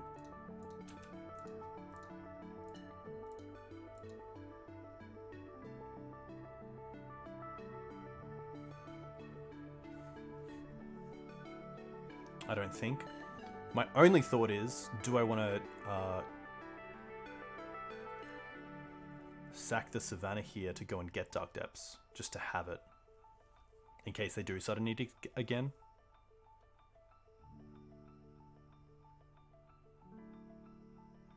Just sucks, because that's currently my only green source. Which means the Knight is obviously a lot less useful after that. I guess if I really need a green source, I can copy Flagstones with Thespian Stage to go and get a Savannah.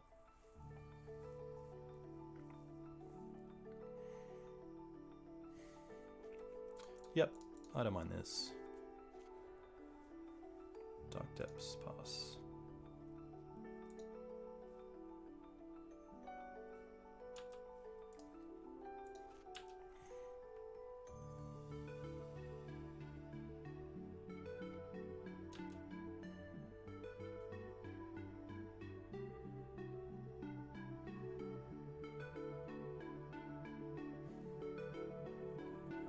Would have been nice to have the time to find a Yavimaya, which would mean we could sacrifice the step or the Flagstones tonight, but we didn't.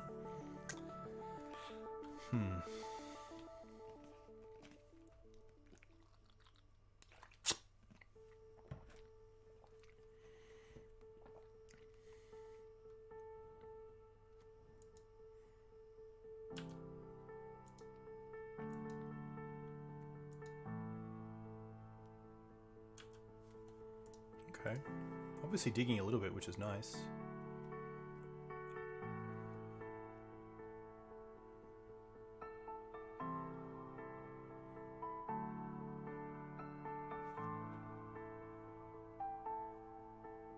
No shuffle.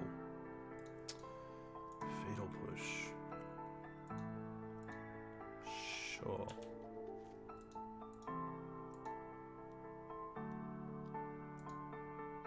No, so that's gonna be okay. I mean, yeah, like we have double swords for the Baleful Strix when we untap, so this is looking pretty good. They can't attack. Nice. Keep this one. No counters. Trigger. Maritlage. Untap. Might as well just swords now. If there are 2 cards left, the blue cast Force. Doesn't really matter. Nice. Very cool. So sideboarding is going to be interesting. Again, it was just this kind of like... This is looking more Grixis than 4-color. But Sudden Edict obviously quite good against us. Fatal Push not too bad. I do like the chokes. I don't mind the Prismatic Endings. I don't mind 1 Endurance. That's what we did last time. And then we took out the Liberator, the Moxen, and I think the Caracas. I believe that was our change up. I think that's pretty good. Grixis. Soul Guide's interesting, but really only saw Snapcaster. This is actually 61. Needle I don't mind because of things like Jace. It's just like a nice like 1 CMC way to deal with it. Could actually see Maze coming out as well. Yeah, I like that. Cool, cool, cool, cool, cool. Yeah, Shadow Spear definitely could come out, but I do like that if my opponent has like a Baleful Strix and I have like a 10-10 Knight, then it is a way to get through damage. And like, I didn't see Young Pyromancer. I'm going to assume Young Pyromancer is just not really what this deck wants to do, but a consideration nonetheless. An interesting hand. It is a 1-lander with acceleration through Green Suns. Don't really want the Safekeep in my opening hand because this isn't really a matchup where I want to be using that aggressively early on. I just want to be hitting my land drops. But Retrofit is pretty nice. We don't currently have a second source for it unless we're Green Suns, which is tough. I think I'm actually pretty happy to mulligan this. I just want to get a hand that has a little bit more mana to it. 1, 2, 3. Yeah, okay, keep. Probably bottoming just the swords here. I could potentially bottom the Dried Arbor, but maybe that's just a little bit tough. I'd love to like have the Dried Arbor for crop rotations, like turn 1 Elvish Reclaimer, turn 2 Dried Arbor pass, and then crop that away for Yavimaya, so then the Dark Depths have mana. I like that. So let's drop the swords.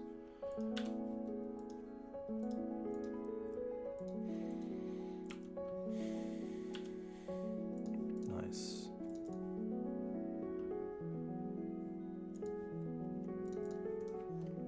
Backup ones are really good. Dried Arbor to some extent also plays around Suddic Edict, which is nice because they can't respond to me playing it. Bolt's fine.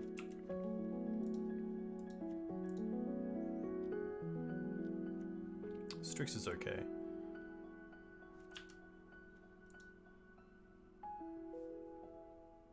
I think here it's just going to be Dried Arbor pass with crop up and not play the Reclaimer, because I really want this choke next turn to resolve, and I feel like my opponent might think I just have 3 drops in hand and wants to take me off this Dried Arbor ASAP. The only thing this is kind of bad against is Sudden Edict, because I can't crop in response. Hey Arkan, welcome. Hope you're doing well. Very cool to catch you while I haven't been streaming. You've been doing really well. I believe you top 4 the showcase, which is pretty awesome. Really want to see a Fatal Push here. Or a Bolt. Yes. Yes.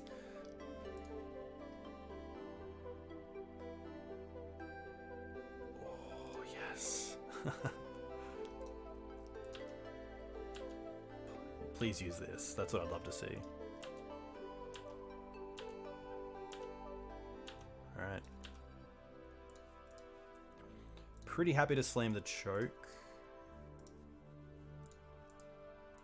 They did think about Force, so maybe it was right to play the Knight first, but I guess I'm okay with that.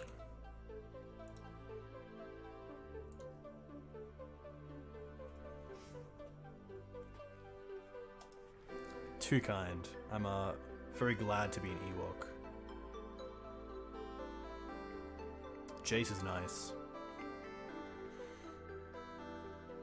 Especially as just a bounce effect on a creature that I play here. Oh, we just draw the stage.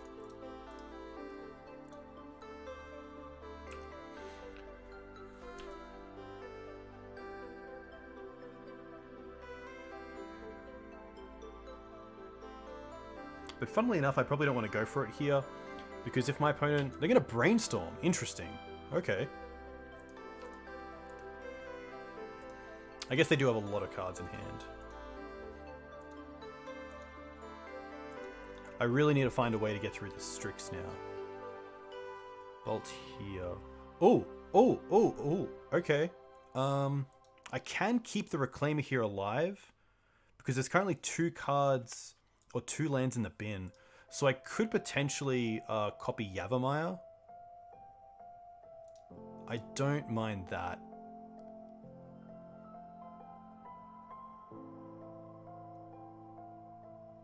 This is actually pretty interesting, because I could also go for the combo, which would also put 2 lands in the bin, which would keep this alive. Because I feel like Sudden Edict is currently one of their only ways to do it. And at least if I go for the combo, I then still have 2 lands left over to Sajiri step through the Baleful Strix.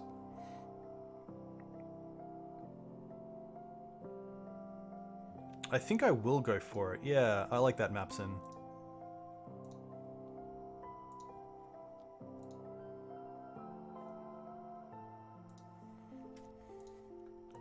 Now Reclaim is a 3/4, so it survives the Bolt. They're down to 3 cards. Maybe Brazen Burrower? Drown in the Lock. Okay. Now they have 1 mana left? Oh, they play Caracas? Rough. Oh, nice. So it is full color. Okay. Alright. Let's see if we can rebuild this.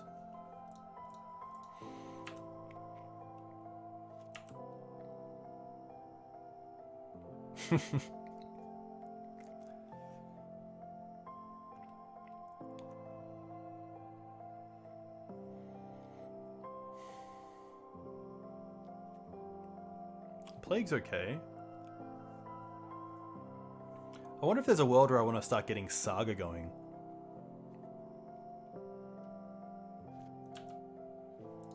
Windswept. That's a land, which is nice. Dried up is in the bin. But still pretty nice.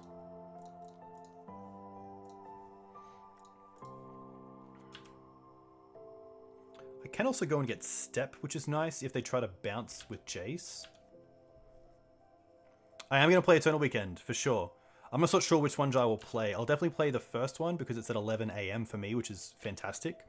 But the second one is straight after it at 8 PM, so I'm not sure if I can back up. And then the third one is at 4 AM on a Monday, so I would have...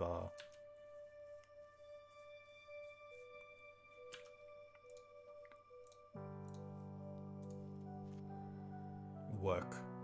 But I might take the day off. We'll see what happens. Yeah, let's go for Saga here. Let's get some Saga beats going. Looks like they're playing around Sajiri Step. And they want to try to hit something here. Okay.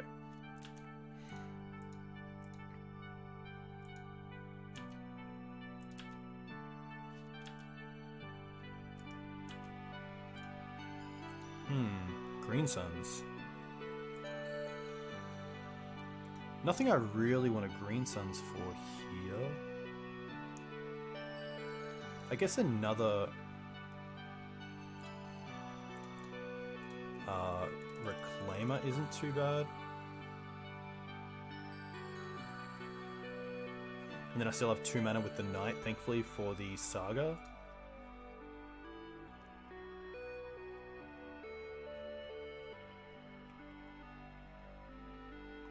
Yeah, that's true, Mapson. Especially for this deck that would probably have multiple pieces, but definitely a tight one. I actually don't mind Safekeeper here.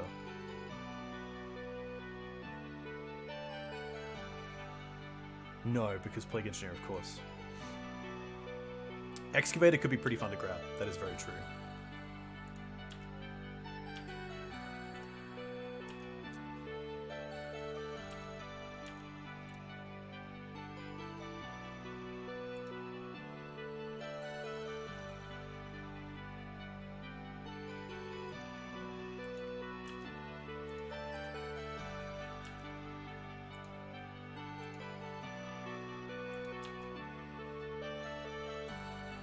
I also have to watch my clock, because I am currently 6 minutes down, which is pretty huge.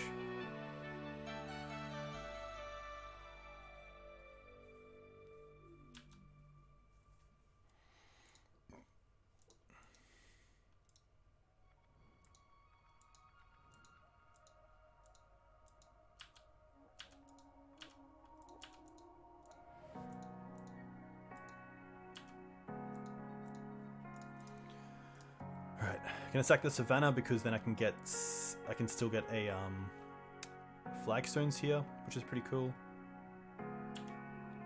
Looks like they're gonna try to Fatal Push, perhaps.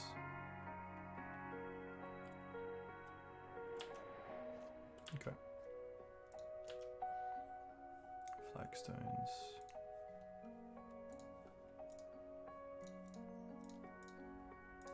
Create a construct.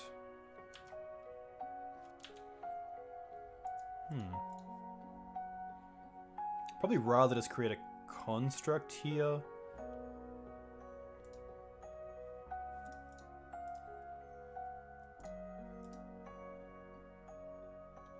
Then Green Suns, yeah.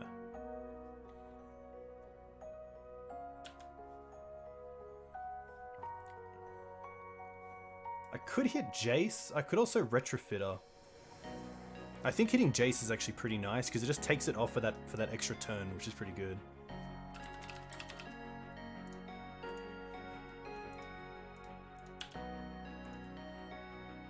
I also don't mind attacking Jace here.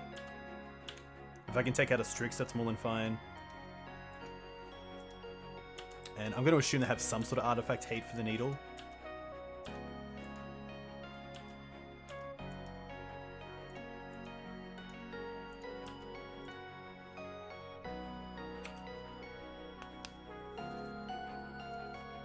Yeah, stage is also pretty strong here.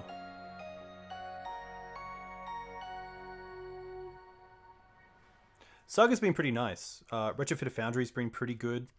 Like, getting Needle here is okay, just to kind of stem the bleeding a little bit, but with the amount of sort of card selection my opponent's gone through, it's going to be pretty tough getting back into this. But I think a good start is, yeah, starting to get this flagstones going.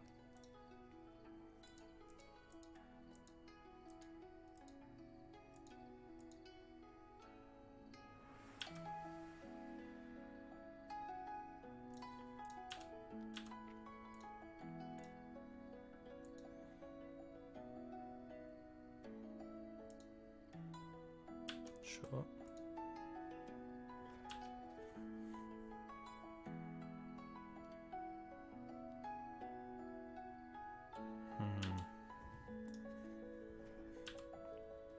Well, that definitely tells me what I should be doing here.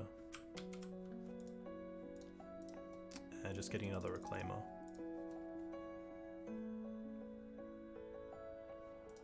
Force. Sure.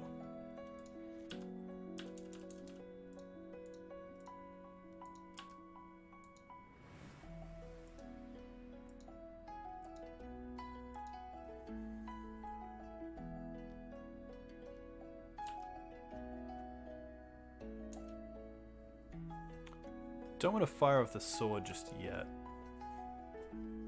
I'm not sure what I want to hit. Foundry. That's pretty good.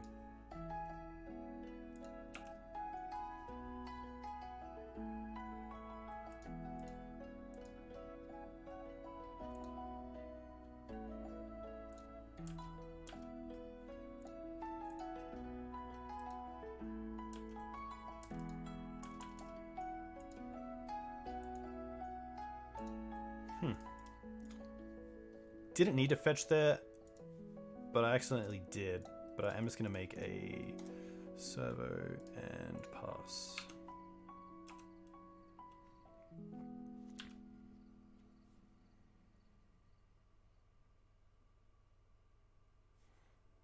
Dried up is in the bin.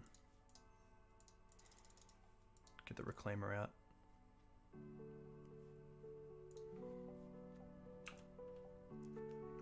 Yeah, Foundry's really nice in late game, especially having just the one copy and then having an ability to find it through Urza's Saga means you kind of have two copies, and then having the ability to crop for it, Elvish Reclaimer for it, Knight for it. You're just going to see it in all the games where you want to see it, which is pretty nice.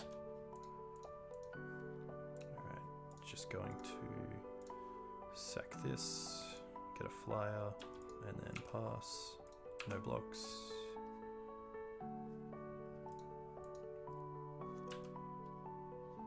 Library, that's pretty huge. I think that's probably just the best thing that I can be doing right now. I think that's better than holding up Reclaimer.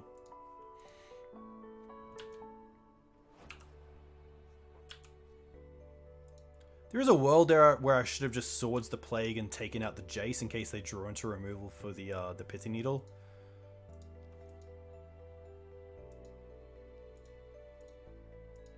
Please don't VK command. Please don't. Oh, no.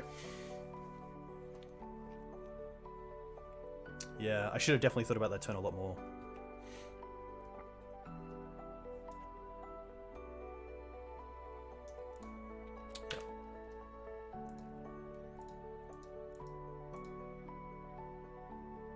Yeah.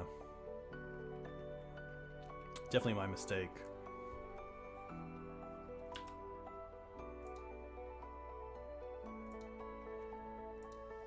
Yeah.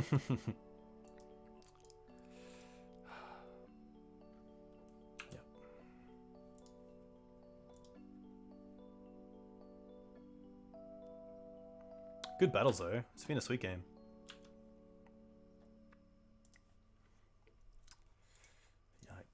I think we would have saved some time for game 3. I don't think I want to board any differently.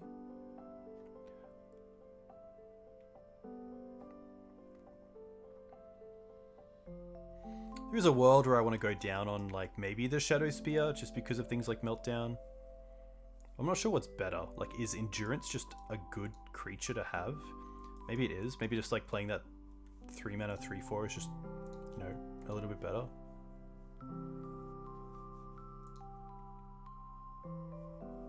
I think this is fine. Yeah, tough. I think it still would have been pretty tough for me, but being able to Swords the Plague Engineer, attack with the Reclaimer into the Jace, and then untap with the Sylvan Library would have been pretty nice. Alright, this is a pretty interesting hand.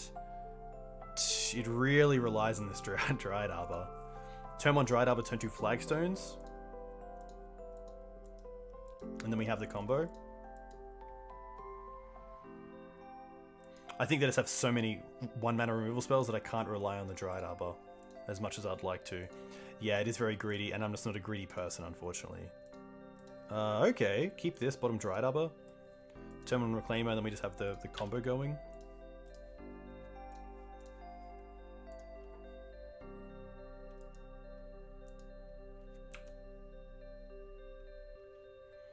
Yeah, just those kind of awkward hands with like the Dryad Arbor as the green source.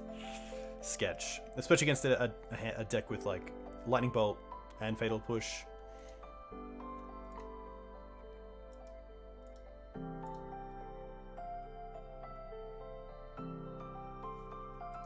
See what the Ponder does.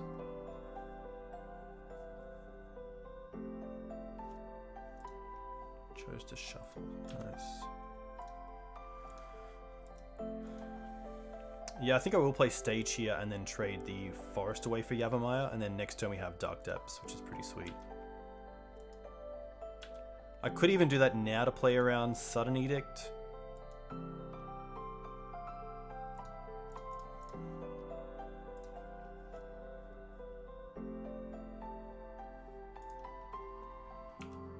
And then just 6 as well.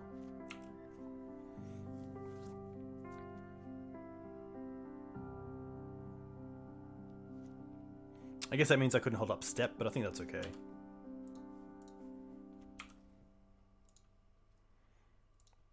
This is interesting now as well, because we obviously have the combo, but we could wait a turn and then have crop up for like Dryad Arbor or Sajiri Step.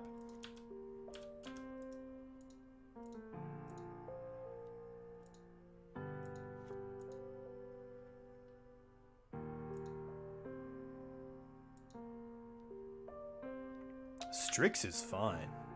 Strix is something we have multiple answers to, so... Oh, Caracas.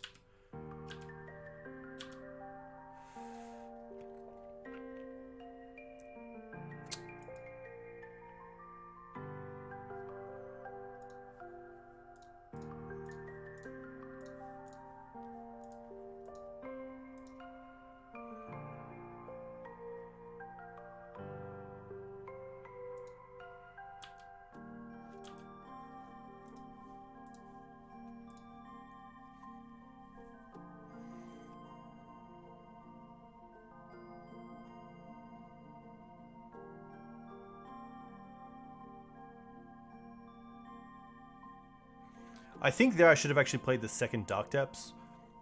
Crop the first one away for Wasteland, hit the Caracas, and then gone at it.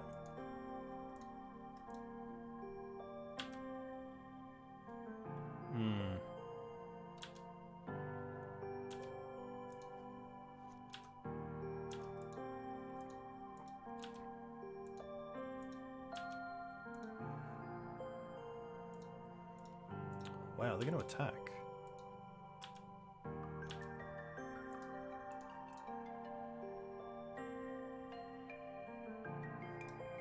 I probably just want to get Dryad Arbor out here then. So I don't want to go off here. I could fetch for Wasteland, Wasteland Caracas, and go to end step and make it, but I kind of like taking the extra turn here. I'm not under any pressure, which is really nice.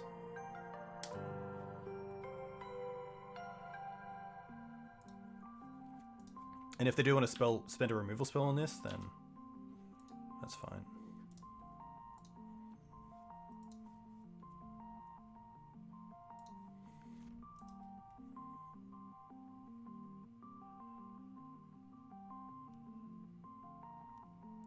Drown in the lock.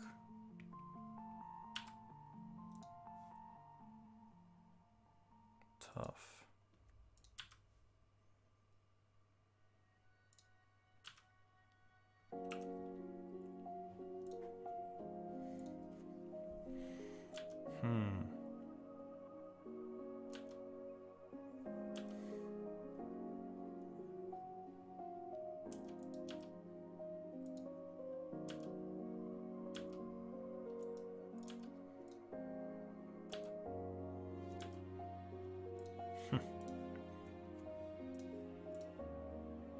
We play 3 Wastelands.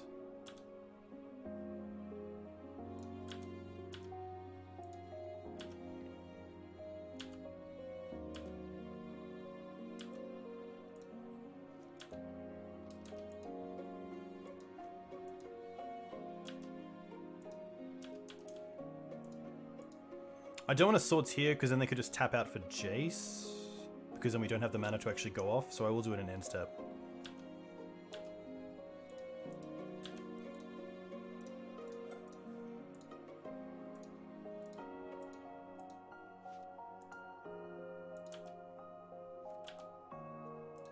Green Suns. Oh, okay. Okay.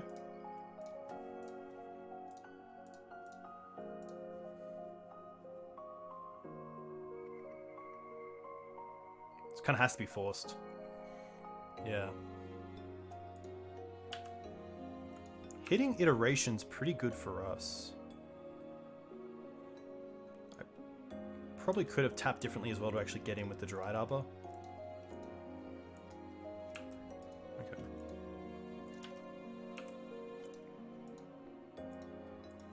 I could have also copied Dried Arbor there with Thespian Stage. Definitely some little mistakes that are adding up.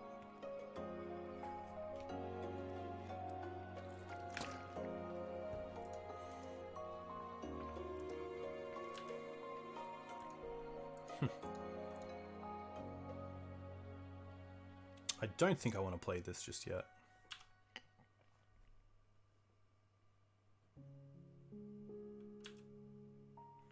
Yeah, copying Dryad does put Stage at a lot of risk.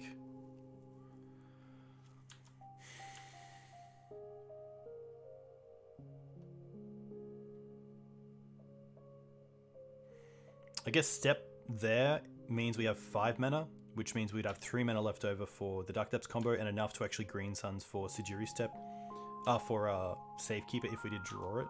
So I think this time if we don't draw a land, we will play... Oh, that's actually pretty nice.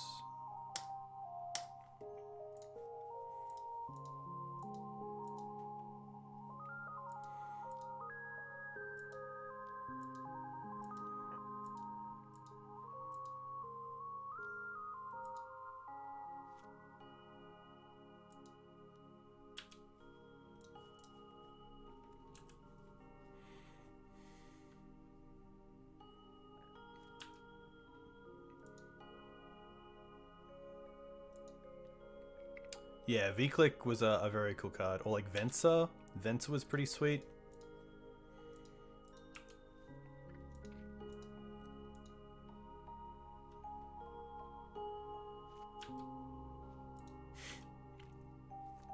Tough.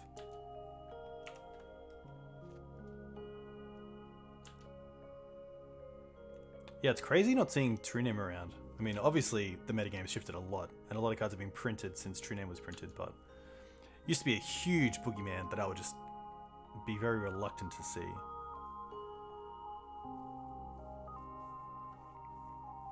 So step 1's definitely Wasteland. Step 2 is probably another creature to play around Edict, but having the Jace there as well is pretty tough.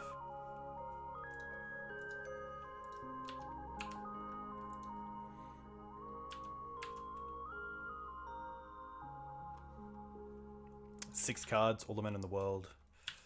This is not looking too good.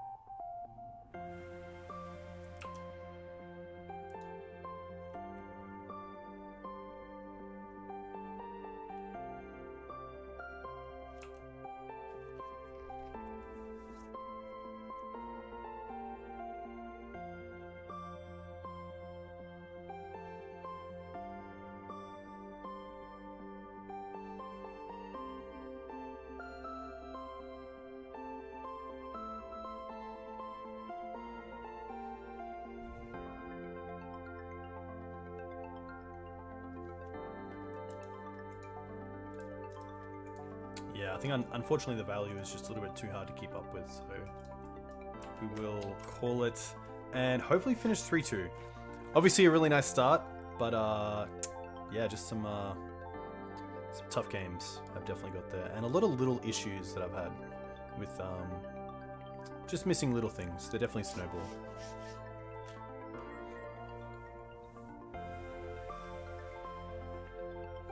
Oh, there's a new set out this time? Interesting. Actually, yeah, I think pre-release is coming up. I think pre-release is nearly this weekend or next weekend? Crazy. I swear that pre-release was like 4 weeks ago. In Before Doomsday? Oh.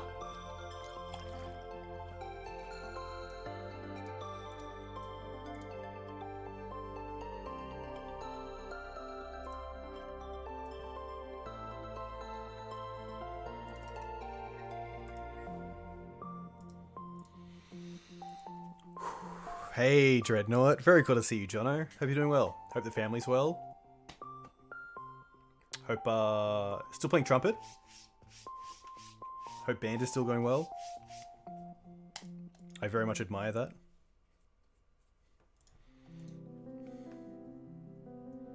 Just one time. There's Arkan, 7 trophies, very nice. Matt, 7. Connor's back, nice, 7. I don't think Achilles has been playing. No. Strass Daddy? No. Huh. Mapson. Map. No.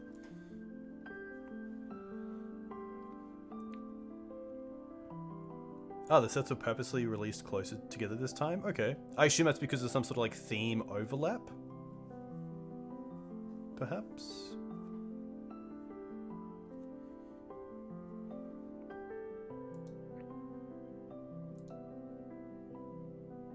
Double Innistrad. Innistrad is really cool. I thought there was going to be a new Thalia, not the same Thalia, which is still kind of cool because I assume that Thalia is now legal in formats that it wasn't in before, like Pioneer or Historic, one of those, which is pretty sweet. But I really thought we'd get like a, I don't know, maybe a 1-mana Thalia that level ups, and with its level ups gets different taxing effects. That'd be kind of cool. But then you got to bring level up back. Maybe a Thalia that flips into a Planeswalker. Now legal in Pioneer, but we got ripped off. Nice. I will shout out the Dark Depths podcast, which Expedition Map and Billy co-host. A very good podcast, especially for those looking to keep up to date with different formats. And those who like Green White Depths, because Mapson usually has a tournament report to go over for a tournament that he's done very well at with the deck, because he's a very good Green White Depths player and player in general. But it's a sweet podcast and you should definitely get on it. The Dark Depths podcast.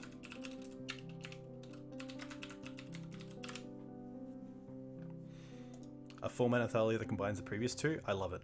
I love it. Alright. Deep breaths. Lepets. Oops all spells? Yikes.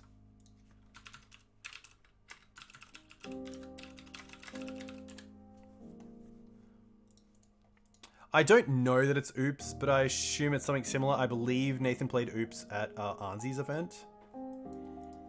This hand is interesting, but I probably want to find like a turn 1 crop or like a endurance hand.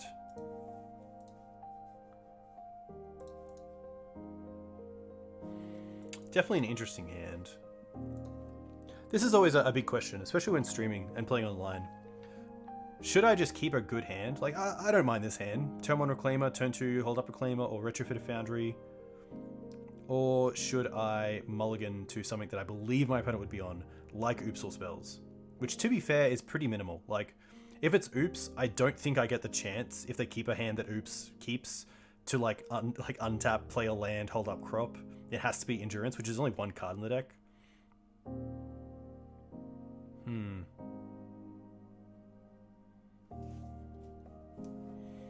Reclaimer does hold up Bog if they do have like a slow hand, but you know, Oops doesn't really keep slow hands, so.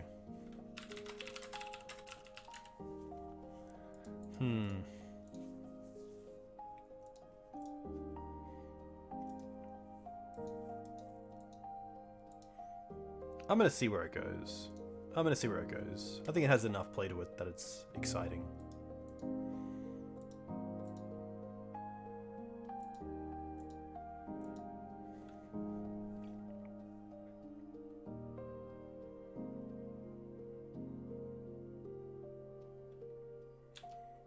Opponent goes to 6 cards. Mountain. Oh, maybe Ruby Storm? Or just Blood Moon. Okay. We actually have Retrofit here, so not the worst. Yav.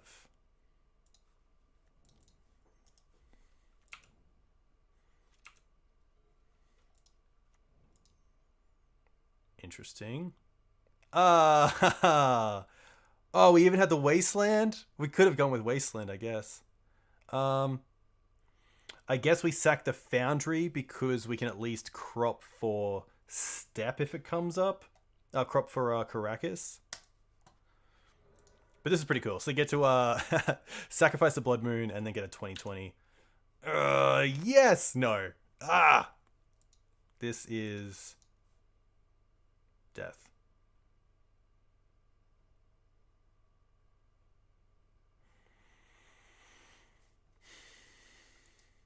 I guess Wasteland Pass wouldn't have done it because I would have to sack the Wasteland to the Crack. Crack back to reality. Oops, there goes Wasteland. Yes. Yep. Okay. I do like the Forces. I do like the Prismatics. Needle's interesting. Library probably a little bit too slow. Bog most likely dead. Insurance probably not that great, but it is nice to just have a reach creature through Green Suns.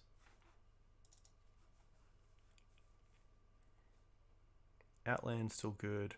Safekeeper can probably come out, let's be honest. And probably Step. Step's always interesting. Yeah, 1 step. All right.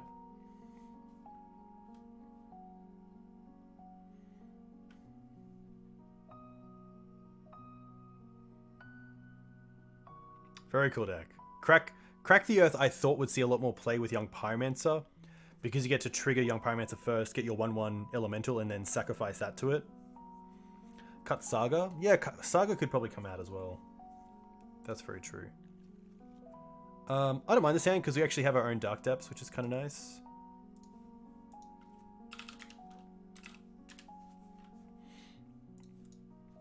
So I will keep this.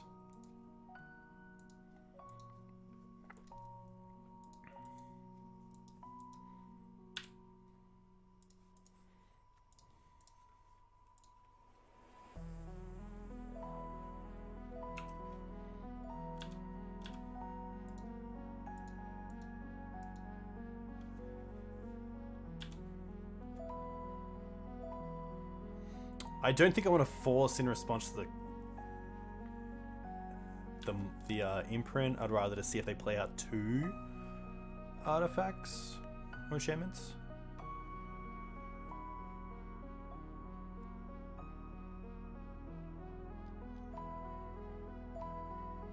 Okay. This is actually fine because we can play Dark Depths and then pass back.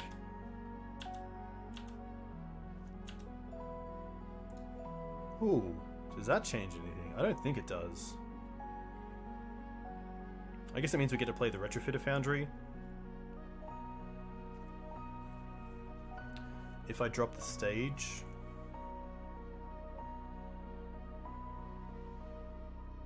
I probably just want to upkeep this as well. Yeah.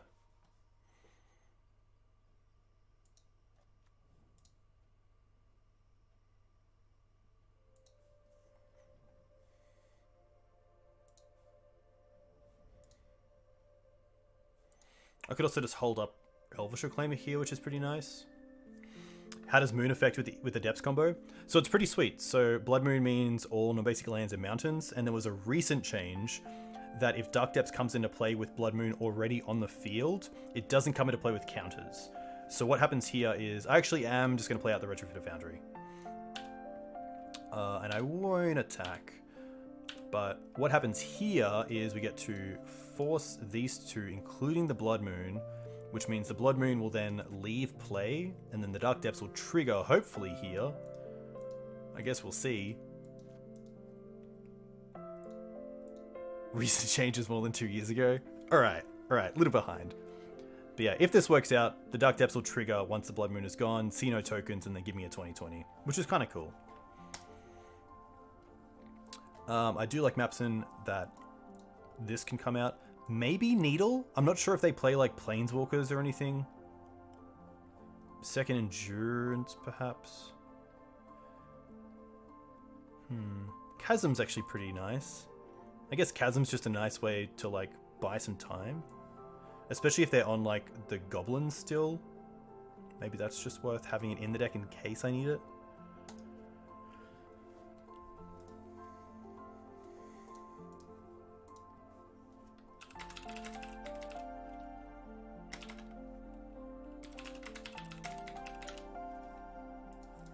I am going to mulligan this.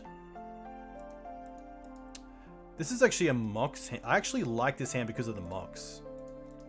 So I am going to bottom probably the second crop.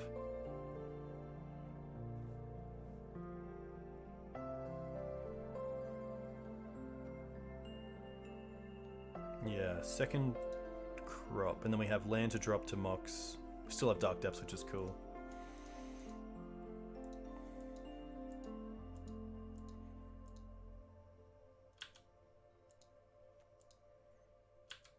Mountain Pass. Okay. Force. Savannah. At least we have the Savannah to drop to the Mox, which is kind of nice. Play Plains. Play Outland. And then next turn is nice. Stomp. Sure. I wonder if I just want to wasteland the stage here. I think I do in case they play like Dark Depths. Oh no, it doesn't really matter.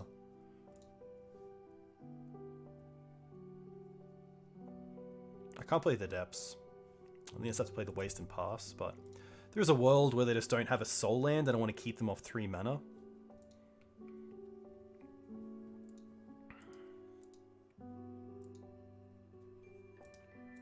Yeah.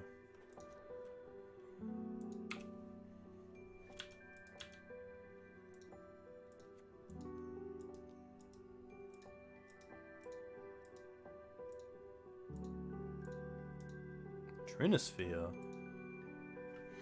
Does that mean I want to crop away this Plains for a Yavimaya?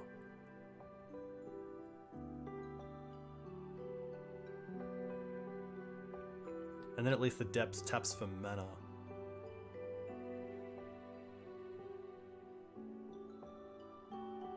Yeah, I actually think I do.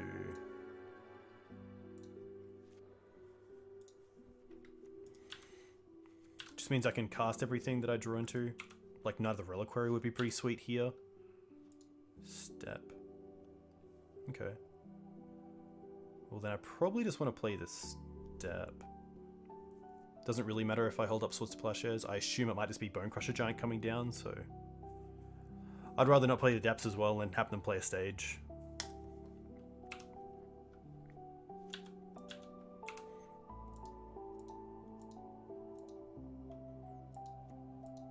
One step at a time. Yeah.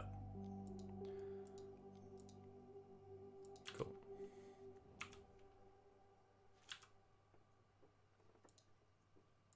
Ending's pretty interesting. I actually don't mind ending here. I could also just hold up Swords.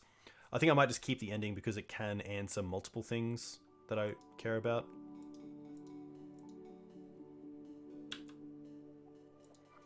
I might play the Dark Depths though.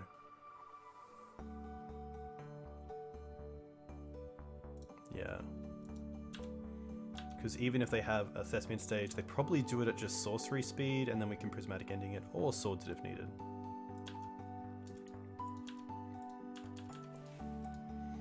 Happy to take the 4.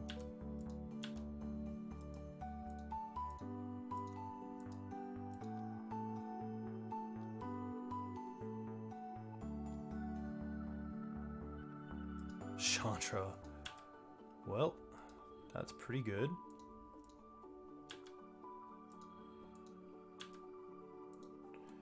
Then I assume we should. So what's this? Come on, deck. Well, there's Knight. Okay, that's a start.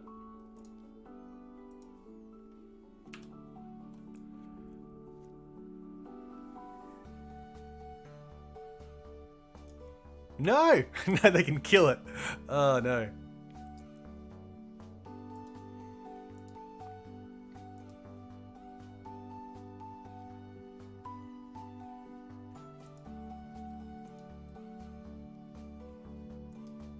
Yuck. Savannah.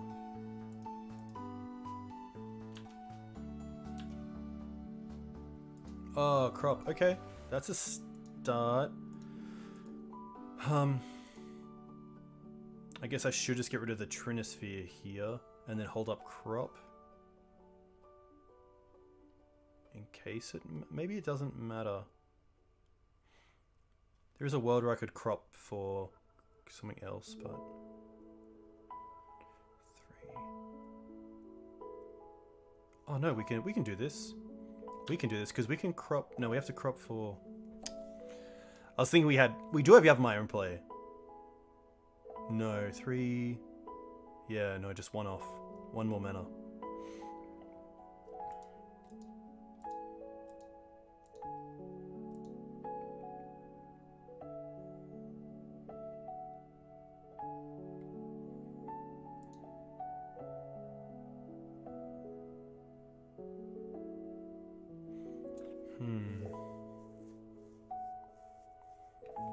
I think I want an ending on the Trinisphere and then just hold up crop.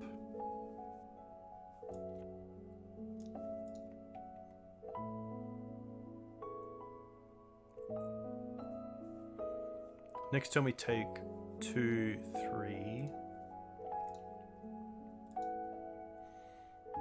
Yeah.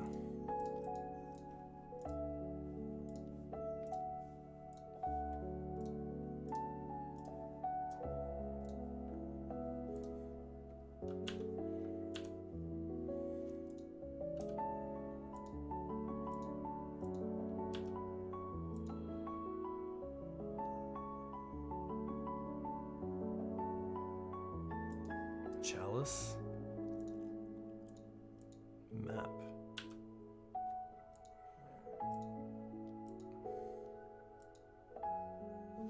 They're probably going for their own stage here. Yeah.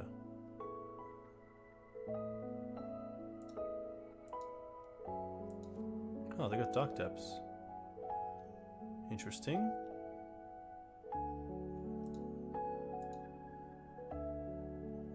Now they have Moon.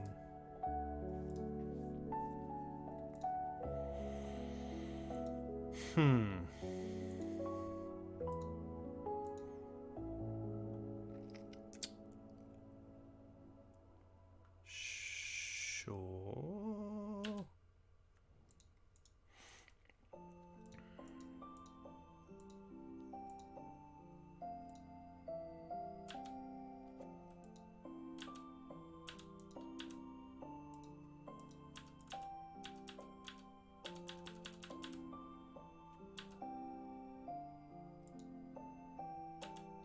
We could crop for depths, but unfortunately not.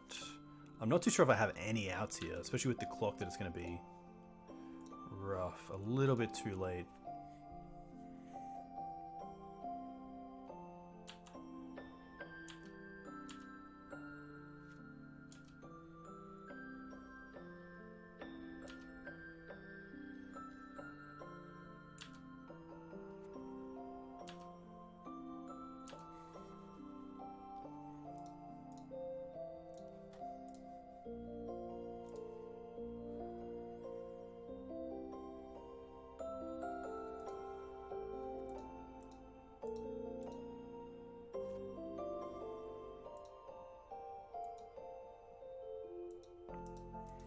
I got Dried Arbor over Maze because I didn't think they would have removal as their last card.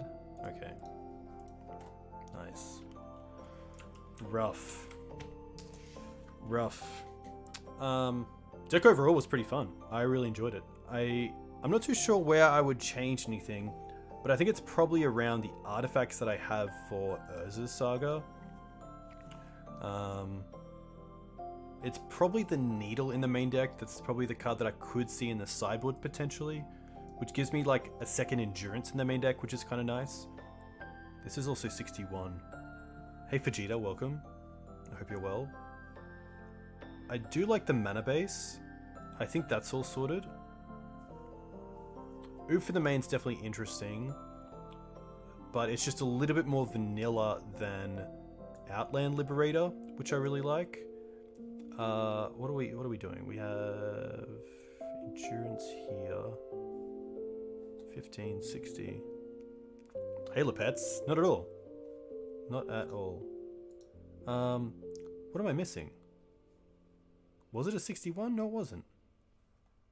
4-4, 4-4. Retrofit, Safekeeper, Endurance, Ramanap. What am I missing? No, this is 60. Yeah, this is... No, but the Needle.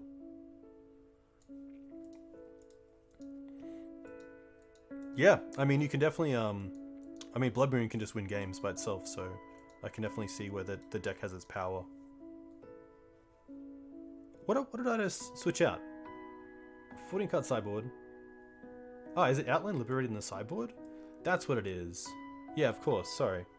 I could see something like a Liberator in the main deck over the Needle as just a Green Sun's target. Especially if I expect lands in the upcoming weeks, but...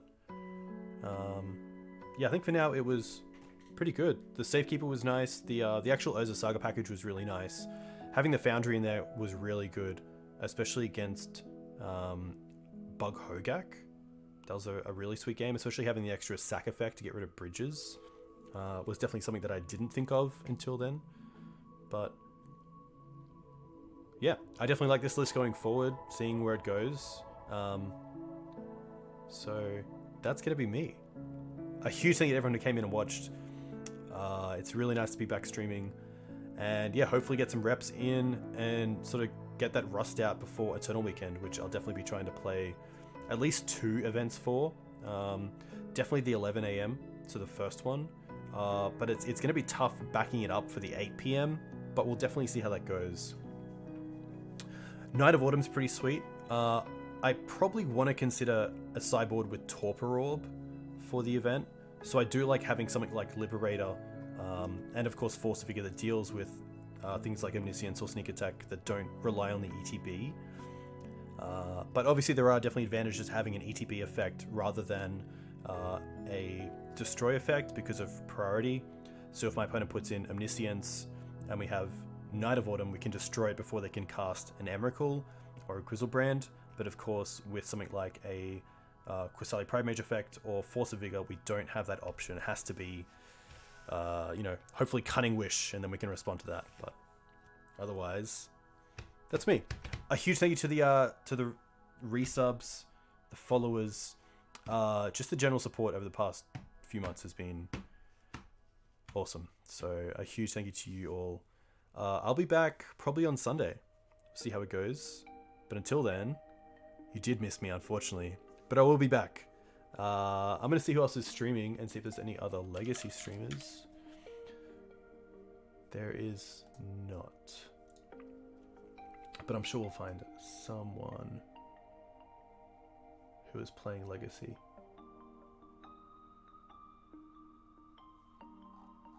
Maybe not. Tough. Alright all, enjoy your weeks ahead. Stay safe. If you want to find me, of course, you can find me on YouTube or on Twitter.